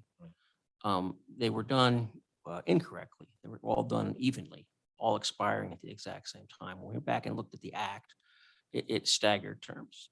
And we had to go back to when it was formed in 1938 to figure out when the terms are next expected to expire, because you serve, when someone comes in to replace someone, they serve the balance of their term. Correct. Because it was an error in 2014 and all those terms expired anyway, there really isn't balances of terms. As I understand the current board, there are only 4 positions were filled at this time. 5 were appointed. I believe the understanding or the intention of the mayor was to fill the 4 that are there. that the entire board would be replaced. That is my understanding. Ultimately, then the picking of, there's two lines in the resolution. The first one's a recommended date. And if you go to the second page, there's the actual one that council approves. So it's the council's vote to fill in, which of those terms stagger, 23, 24, 25, 26, and 27. That is the expiring terms. June 30th seemed to be the time from the previous years when terms were expiring. It was on the appointments as best we could tell. So the recommendations came from the mayor's office for those three. I frankly don't recall if there was a recommendation for the fourth. I think what we have right now is 23, 25, and 27. They spread them out. Correct. Yeah, they're spread out. And then Because there's there more. were three, and then I don't know if we had a recommendation for There was not a recommendation for the fourth. If there was, it would be my error. I just don't recall if there's a Okay. recommendation. No, I'm based upon what we received, there isn't a recommendation for the fourth. And then additionally, I believe it's supposed to be a 5-member board, not a 4-member There board, were correct? four nominees came down. Right. Yes. So the question is, which positions are they replacing, right? So we have 4 members of the board current, are they replaced? So you're saying they're replacing the current membership, and then there will still be a vacancy To be filled. to be filled? That is my understanding of the mayor's nominations here. Okay. I guess personally for me, getting some clarification from that, from the mayor, because I always have concern with a complete emptying of the complete replacement of a board where there will be no institutional knowledge left amongst the members to be able to transition into continued functioning of the authority. So again, it's not to, I think all of these, I think we have a diverse slate of potential applicants, potential appointees to this board. Being able to look at the resumes that were provided and knowing and hearing from your first couple of questions from President Powers, I think this isn't to speak ill of anyone. This is just trying to get some clarification from how the administration wants to proceed on So this. the only thing I can recommend sitting here is we could take a 10-minute recess and I can try and track down the mayor and Mr. Hartman. That's who I've discussed this with when these were requested to come down. Okay. And otherwise, I'm just guessing at this point. So- Right. Yeah. No, because I know, having served on boards and commissions in Harrisburg at a volunteer basis, I know the work that, just the willingness to be able to serve is important. The work that needs to be done. Many of us have served on in that capacity. But for me, just one member, seeing a full replacement of a board just gives me a little bit of concern, because you want to have someone there to be able to at least help, guide you, on board you, that's, been in this capacity. So no questions of these folks right now, and I'll defer now. Thank you. Okay. I just have another question then before we move on, just in looking at the city's website. So the majority of you mentioned the last appointments were made in 2014. The majority of the term expiration dates were in 2019, in April and June, and one was from 2010. So I do believe it's more than time for some new energy and replacement at this time. But is that correct? Is this accurate? I guess. That is accurate. The point is that it was done inaccurately based on that state act in terms of staggered terms, because they were just filling it all at once. And I believe they were reappointments for at least 2, if not 3 at that time. Okay. Well, then, Okay, I apologize, President Bauer. So if you go to the Harrisburg Housing Authority website and look at it versus what is on the city's website, you still have, there's one additional person. They don't list all of their positions or terms on the authority website. So we have 1, 2, 3, 4, 5. We have 6 individuals listed on the City of Harrisburg website as being on the Harrisburg Housing Authority. Someone can correct me if I'm, So the last one replaced one of those original 5 from 2014. okay, so there's still an appointment listed on our website from 2010. Mr. James Jackson. Or James Jackson, I don't want to assume anything, but James Jackson. The other positions listed there. So on the Board of Commissioners website, on the Harrisburg Housing Authority Board of Commissioners, there are 4 individuals listed, and I'm on their website, and anyone can pull it up if they need to. So you have Miss Emily J. Leader, Esquire, as the chair. You have Mr. Laval Muhammad. You have Reverend Don Rico Colden and Miss Mattie Watson listed on the Harrisburg Housing Authority website. When you go to the City of Harrisburg's page under Boards and Commissions for Harrisburg Housing Authority, we have Mr. James Jackson, who was not on, that was a term that would have expired in 2010. You have Maria Solomon, who was not listed on the Harrisburg Housing Authority. You have Emily Leader, who is listed on the Harrisburg Housing Authority and the City of Harrisburg. Mattie Watson, who's listed on both.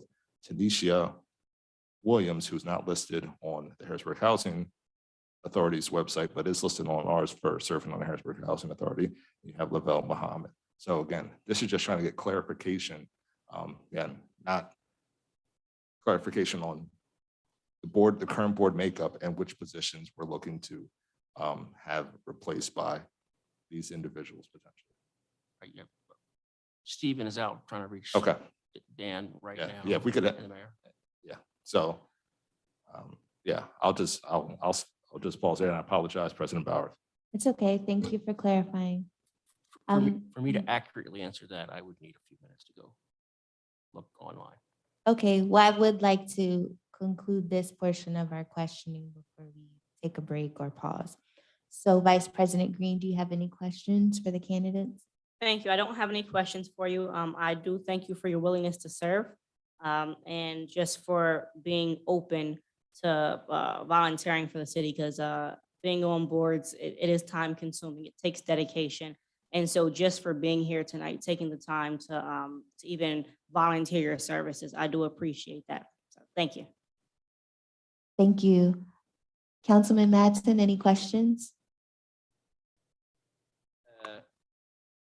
Just a brief comment. I just want to thank everybody for your willingness to serve on this important issue, and appreciate the diversity before us. All of you have very different backgrounds, and I think that adds to a robust board. And I really look forward to hearing all the great work that you do regarding this very, very important topic. I guess the one question I would have is, I'm sure you did some research before agreeing to serve on this board. What are some things that you think could be improved in terms of the mission of providing housing for our most unfortunate? Well, I don't know who wants to go stab at that first. I mean, I think there's obvious that we obviously need more, but I think it's providing more of an education probably to the public itself. I've lived in Harrisburg for 4 years, and I've known a little bit about this issue, and I'm consider myself an active participant. But I think we could be doing a better job at educating the whole city, because once the whole city is aware, I think it can only progress the issue. And then, I think that's the most obvious stuff, but I would also, there's some pet projects I would like to work on, like the ones I mentioned before. But I think education.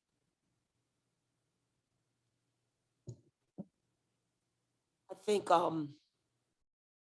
like some of the buildings, where the residents live at, like I got some friends that, stay in some of the, Harrisburg Housing Authority buildings, and am I on TV? Yes. Some of them are bad. Some of them are bad. So I would like to, if my impact can go towards that direction, some of it to, make sure like some of their, like the maintenance and stuff, and just the way the apartments and, some of the buildings where, they got 10, 11 floors and elevators don't work, and, a lot of the elderly there. I would just like to put some of my emphasis on something like that.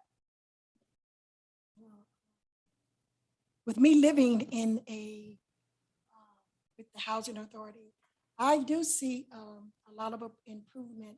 And I think information need to be given, like you said, educated, that it's a great situation to be able to live in affordable living and be able to speak to, like, we have our president of our building, give their concerns, listen to their concerns, what they want, why they want it.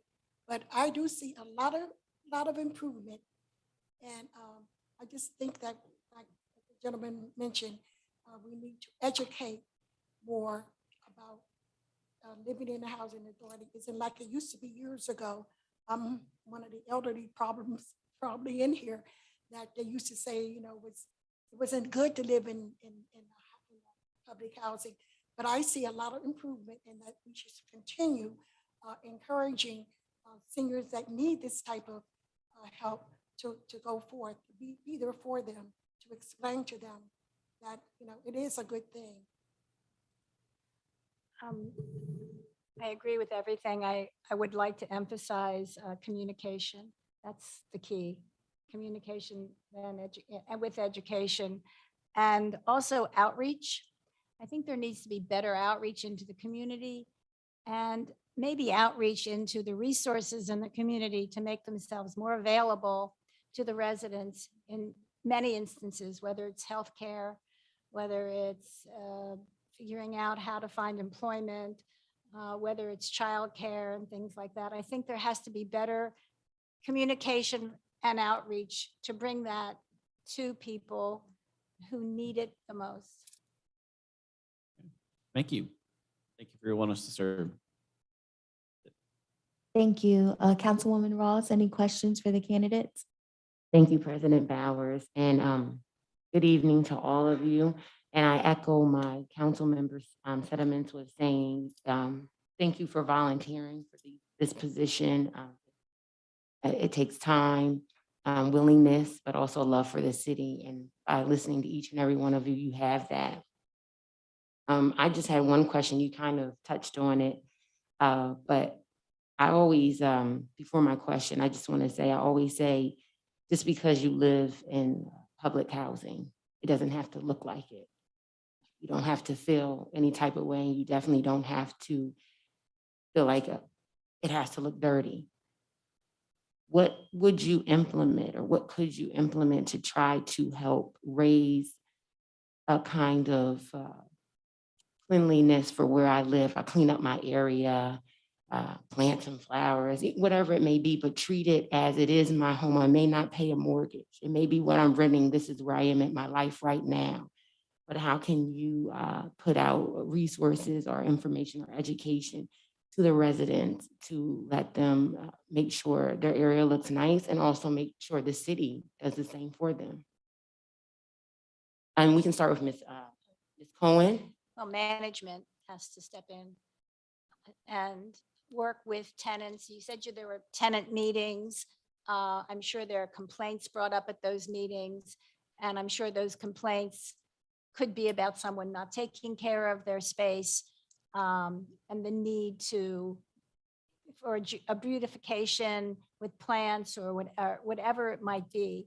So I think that we start with what's already in place, which would be management and community involvement per space, per building. That would be my first way to do it. Plus, what I had said before is to bring in outside resources to help with that. I mean, there are all sorts of community activities going on that we could say, okay, let's aim you in this direction. Sometimes they're looking for projects. So projects to do, beautification programs, planting, all sorts of things, and tap into Harrisburg professionals, young professionals. I mean, there are many resources that we could possibly do outreach for to answer some of those questions. Thank you so much, Ms. Cohen. Ms. Bennett? I'm not sure, like if we are elected to the board, like what will actually be able to do as far as board members. But what I do believe is, like with the Harrisburg Housing Authority, you know, they have a lot of different properties, you know, that they own. I don't think that, like the elderly should be mixed with, you know, like the younger, like, you know, like the younger people, you know, for affordable housing. You know, I think like the elderly, like they should have, it should be like, if you have a building, you know, it should be a certain age, you know, to where if you're not that age, you should not be living in that building. You know, I'm not saying that if you're a certain age that you shouldn't be eligible for affordable housing. That's not what I'm saying. I'm just saying like elderly and younger people really don't mix well together. You know, certain of the buildings should be just on age criteria, you know,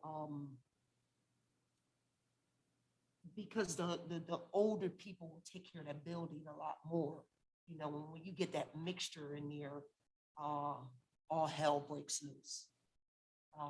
And I'm not saying that the younger people don't take care of the property or do the things that they need to do, but I think some of that is, with some of them properties, is just too much of a mixture of elderly and, you know, like the younger people for affordable housing, which is good for everyone. Which is good for everyone. You know, I truly do believe in that, because everybody needs, you know, a stepping stone. It's just how you take it. You know, it's just how you handle it, you know, whether or not, you know, you use it to benefit you and move on, you know, to try to get yourself a house or whichever it is. But I think it should be some kind of age criteria, depending on what building it is. You are not, you know, you're not allowed to live in this building with the elderly. Thank you very much, Ms. Bennett. Ms. Wise? Well, I'm in the situation where I do live in, they do have buildings for the elderly only with no children. You have to be 55 or disabled in order to live in certain buildings. So I know you may not be aware. And then I would like to see the young people be educated to take care of their place where they live, have a place for them, but to teach them, they have to, you know, they have to take care of it. They have to take on the responsibility, educate them, have programs for them to want to not only stay in a situation, but, you know, move on. Don't think that, I'm not saying something's wrong with public housing, but don't plan to stay there the rest of your life. Build yourself. This is a start. This is a stepping stone. So I appreciate the elderly. That's like senior citizen. I'll stay there the rest of my life. But the elderly, the young people, I think, need to not think, well, I'm going to stay in housing because I don't have to pay this. Educate them that this is a starting point. That's the way I feel. I like working with the young people because I taught school with them. And I know they need housing. They need to be guided right. So I do like the separation of seniors having their, and the young people have their place. Thank you very much, Ms. Wise. Mr. I don't want to say Hammerling. Yeah, thank you. Actually, everyone's gotten it right tonight. That's awesome. Yeah. It's a surprisingly easy last name, but it always gets messed up, so thank you. Welcome. Actually, when it was misspelled on my Little League jersey for the first time, I cried. So just hearing it pronounced right is awesome. Also, I love this question, and I'm going to premise it on the fact that I will probably change my answer once I get more involved. But my initial reaction is to focus on building a community. I think that meetings are great, but not everyone's probably going to. I've lived in Harrisburg for all this time, and I've gone to only a few of these meetings, and I love government. I love being here, and I thought it was a lot of fun. So I think building a community, that way people will get more of a sense of ownership of where they live. And it'll also say, hey, if I know my neighbor, I'm not going to leave it messy because I don't want to make her upset. I live in my apartment building. I barely know my neighbors. I'm very type A, so I keep my place clean, but like I think that we need to focus on community and also working with the residents themselves. They're going to know better than I am what they need. They're going to know maybe why they can't do it. Maybe there's reasons that we're not thinking of. So before I would really give a firm answer, I want to talk to people, and not just at a meeting. I would want to almost go door to door and say, all right, what can we do? Introduce ourselves. If you want to make a difference, we have to be seen. I agree with that. I agree with all of your answers. They were very different, as are you as individuals, very unique and diverse. So thank you. That's all of my questions, President Bell. Thank you. Mr. Grover, have we received any response from the administration? Okay. So I was able to go back and look. Mr. Jackson being listed under the board's commission is just an error. He was one of the ones who was replaced in 2014. All 5 seats were filled. So that's still there is just an error. 2 members were expiring based on the resolution of 2014 on April 22nd, 2019. That was Ms. Leader and Ms. Solomon. That's because that was the date the city council voted on them. The next 3 was Lavelle Muhammad, Maddie Watson, and Tanisha Williams were voted on June the 10th, 2019. So that was why those 3 expired when they filled in the blank, because it was the date of the vote of the council. Solomon gave her notice and her seat was filled by Donrico Colden in 2016 for the remainder of her term, which took them to that same date of April 22nd, 2019. So all the terms are expired. When you go to the website for housing, Ms. Leader, Lavelle Muhammad, Maddie Watson, and Enrico Colden are the 4 remaining members. We knew that Maria Solomon had resigned. I don't know about Tanisha Wilson, but obviously she did resign. She's no longer recognized as a board member by the HHA or the board. The intention is to fill the 4 sitting seats. That is the intention. And then a 5th name would come down to you in the fall, was the message that I got. So that was the intention. Thank you for clarifying. Council members, are there any other questions for our candidates for membership to the Harrisburg Housing Authority Board? Sorry. Councilman Majors? Yes. So yeah, just one, and I appreciate all the answers we've received thus far. So I know one of the stigmas, well, particularly I'd say in Harrisburg, is where our housing authority is currently structured, is most of the locations outside of some of our senior living are, seem to be more towards, the boundaries of the city of Harrisburg. We have outside those, and then we have right on Cameron Street, but then we also have things off of Hanover Street. So what are your thoughts on maybe using mixed use? I think how housing, being in public housing gets has a lot of certain connotations that people place on it, but thoughts on maybe expanding into mixed use for public housing in the city of Harrisburg, and any thoughts on being able to work with the current president on finding different locations to expand our public housing throughout the city of Harrisburg. Now, as someone who's done real estate and been in larger cities, I'll start with you, Mr. Hammerly. So I think it's a great idea. I've seen it work in other cities, but I think we need to start with education and community outreach, because as you said, there is a stigma. It's in pretty much every city I've ever lived in. I remember going back to when I was a little kid and I saw the high rises of Philly. So what are those? And I hear, and that's absolutely false, obviously. But I think we need to educate the community. That's probably our job. It's a group effort. And once we do that, I think it will reduce the stigma and it'll make that process easier. But the first step is reducing that. Councilman Rodriguez, I don't know if you feel differently. Talked earlier about growing up in different thoughts. All I got.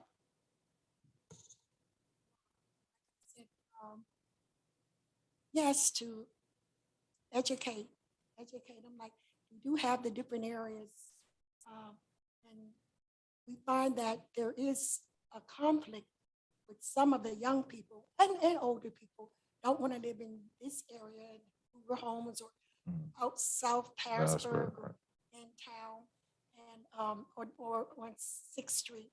And I think we need to somehow let them know why, because like I said, some buildings are just situated for seniors and I don't think they're like Hoover Homes and all, or for the younger people, or you have children. Multifamily, right. It depends on your dependents or what. So that need to be brought out more to people, that we're not trying to really separate you and put you over here because this place is good or that place is bad. It's that we need a certain area for this baby, a high rise for the senior citizens and, you know, the different areas. And even for education, their schools are closer. So I think right now it's a good situation, but we need to put out more understanding that we're not trying to put you in a special spot because of, you know, because of who you are.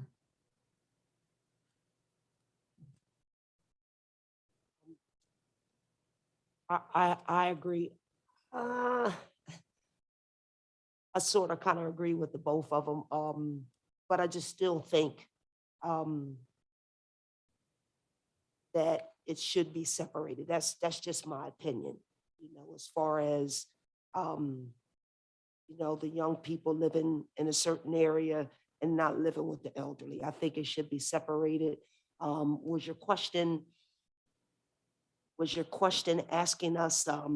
So mixed use also just in terms of not just in income levels as well, right? So, you know, in other cities, you may see a mixed use building, right? So like we talked about earlier, trying to improve what they look like with what public housing looks like, try to change the perception of public housing. You know, sometimes we see, I'll just give the example for myself. So I have family that lives in New York City. A lot of buildings in New York City that are a part of the housing authority. Some of them you'll see the housing authority sign, but if you're looking at it from the outside, you may have no idea that there are residents that are that meet the certain income thresholds to be considered public housing, and others that are just in there at market rate, or you know, just because it's a good building and has good access to different facilities. So just talking about that, what are your thoughts on that, and how could you help us help by serving on the board to try and maybe move forward with some of those goals? Yeah, I think that that the Harrisburg Housing Authority should be able to, you know, maybe like you're saying, acquire different buildings to where maybe like out of the South Side, you know, it's a certain income that's required.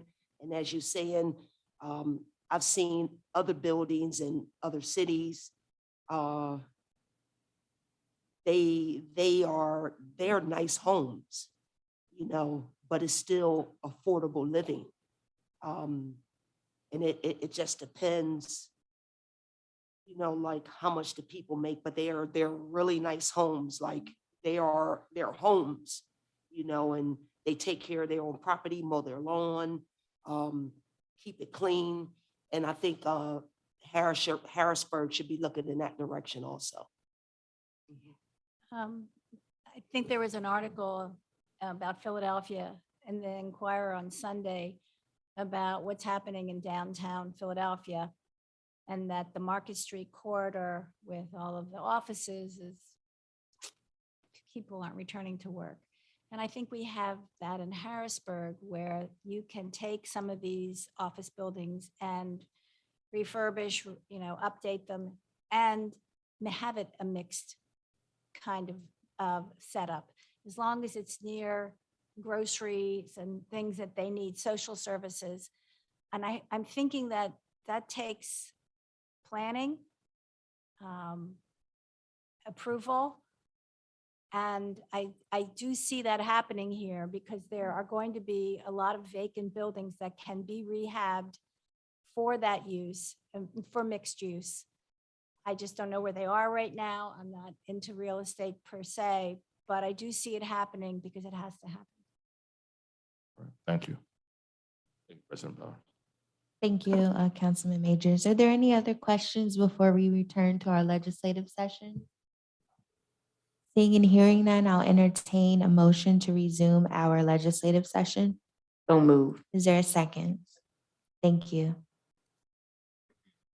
So we have before us consideration for Resolution 46 of 2022.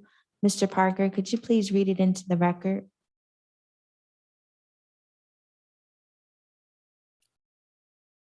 Resolution 46-2022. A resolution appointing Sheila Bennett to serve as a member of the Board of the Harrisburg Housing Authority. Thank you. Council members, are there any additional questions, comments, or concerns related to Resolution 46 of 2022? Seeing and hearing none, Mr. Parker, could you please? Madam President, may I? Yes, Just on the expiration date, there's one proposed. okay, That can be done now about 3 different ways traditionally. 1, it can just be what is written there. 2, the motion could include which expiration year you wish. 3, it could authorize the council president and the mayor to agree on which date for which candidate. All 3 have been done in the past. So it's sort of however the motion is presented. The motion is presented, for those that have numbers on it, it will simply be that number. If it's just a motion to approve as written. And there is one, I believe it's Mrs. Cohen that has a point. 49. Yes. So those are just, those are the past sort of options that have come through the council. Okay, thank you for clarifying. So for Resolution 46 of 2022, there is a term expiration date of June 30th, 2027.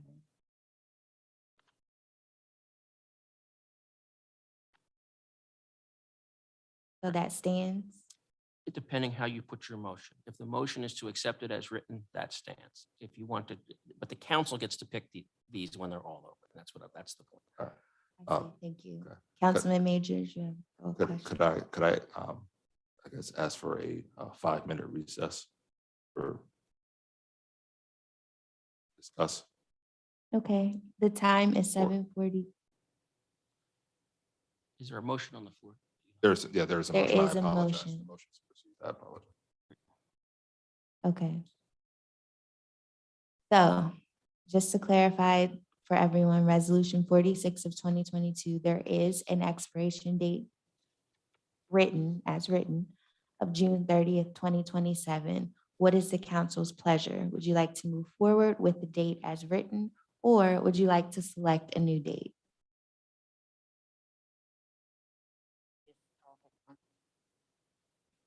I'm fine with the date. Thank you. Are there any concerns about the date that's written, as written? Well, I thought there was a motion to vote on the floor, so I didn't want to speak. I thought we were just. There is a motion. This is, I guess, the discussion. No, this Oh. was discussion. I asked Okay, if there were I- any questions or comments. Mr. Parker simply just read the caption. Okay.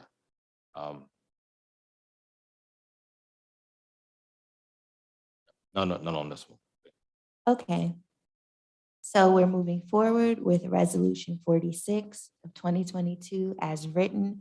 Mr. Parker, could you please call the vote? Ms. Daniels, Ms. Green, Yes. Mr. Mattson, Yes. Mr. Majors, Yes. Ms. Rawls, Yes. Mr. Rodriguez, Yes. Ms. Bowers. Yes. This resolution passes 6-0 in favor. Thank you. Next, we have Resolution 47 of 2022. Mr. Parker, could you please read it into the record? Resolution 47-2022. A resolution appointing Peter M. Hammerly to serve as a member of the Board of the Harrisburg Housing Authority. Thank you, Mr. Parker. Council members, just for your clarity on this one, there is a date outlined of June 30th, the term expiration of June 30th, 2023. Are there any questions, comments, or concerns related to the term expiration date or anything else regarding Resolution 47 of 2022? Seeing and hearing none, Mr. Parker, please call the vote. Ms. Daniels, Ms. Green, Yes. Mr. Mattson, Yes. Mr. Majors, Yes. Ms. Rawls, Yes. Mr. Rodriguez, Yes. Ms. Bowers. Yes. Resolution 47 passes unanimously, 6 yeas to 0. Thank you. Next, we have Resolution 48 of 2022. Mr. Parker, could you please read it into the record? Resolution 48-2022. A resolution appointing Teresa Ann Wise to serve as a member of the Board of the Harrisburg Housing Authority. Thank you. Council members, just for your clarification, there is a term expiration date that is written on this resolution of June 30th, 2025. Are there any questions, comments, or concerns related to the term expiration date or anything else regarding Resolution 48 of 2022? Seeing and hearing none, Mr. Parker, please call the vote. Ms. Daniels, Ms. Green, Yes. Mr. Mattson, Yes. Mr. Majors, Yes. Ms. Rawls, Yes. Mr. Rodriguez, Yes. Ms. Bowers. Yes. Resolution 48 passes 6 yeas to 0 nays. Thank you. Next, we have Resolution 49 of 2022. Mr. Parker, could you please read it into the record? Resolution 49-2022. A resolution appointing Susan Silver Cohen to serve as a member of the Board of the Harrisburg Housing Authority. Thank you. Council members, we've discussed this one several times, but as mentioned previously, there is no term expiration date outlined in this resolution. So the previous, if we're looking at staggered terms, 2023, 2025, and 2027 are the three resolutions and member terms we've just voted upon. Is there a recommendation for a term expiration date for Resolution 49 of 2022? Yes, President Bowers, I would recommend that we would add a term set to expire on June 30, 2024. If I may interject, I'm reading here, it's confirmed for the remainder of the 5-year term. That's the question here, the remainder of the 5-year term, expiring on June 30th. But Yes, there's sorry. no Yep, date. there was no date. So Okay. in the further, let's see, this is paragraph 1, 2, 3. The fourth paragraph of the resolution, it states the statutory framework provided through the Housing Authority's law. The current staggered terms of board seats should expire in 2023, 2024, 2025, 2026, and 2027. Yes. So we have expiration dates for 2023, 2025, and 2027.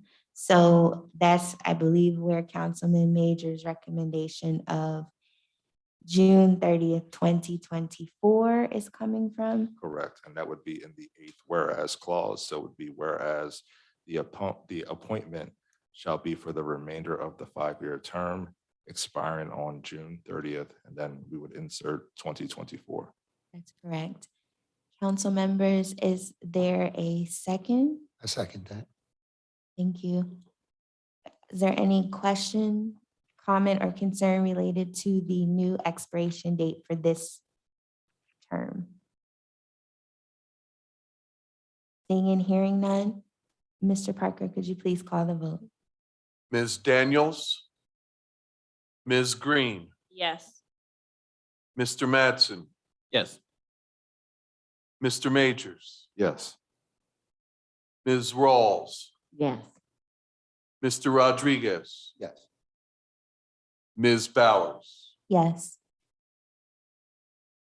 Resolution 49 passes 6 yeas to 0 nays.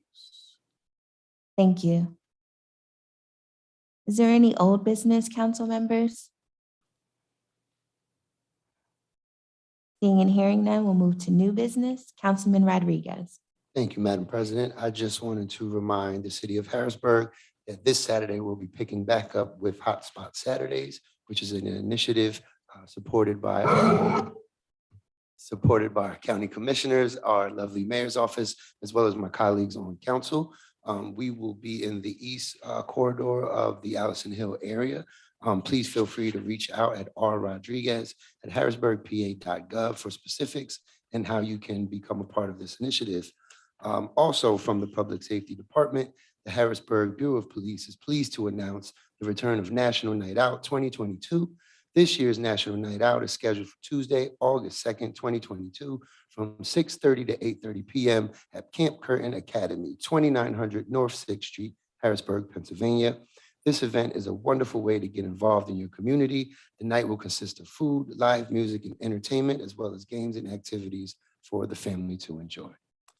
To find out more, you can contact the Community Relations of Engagement, Ms. Chardin Houston at clhouston@harrisburgpa.gov or 717-255-3018. Thank you.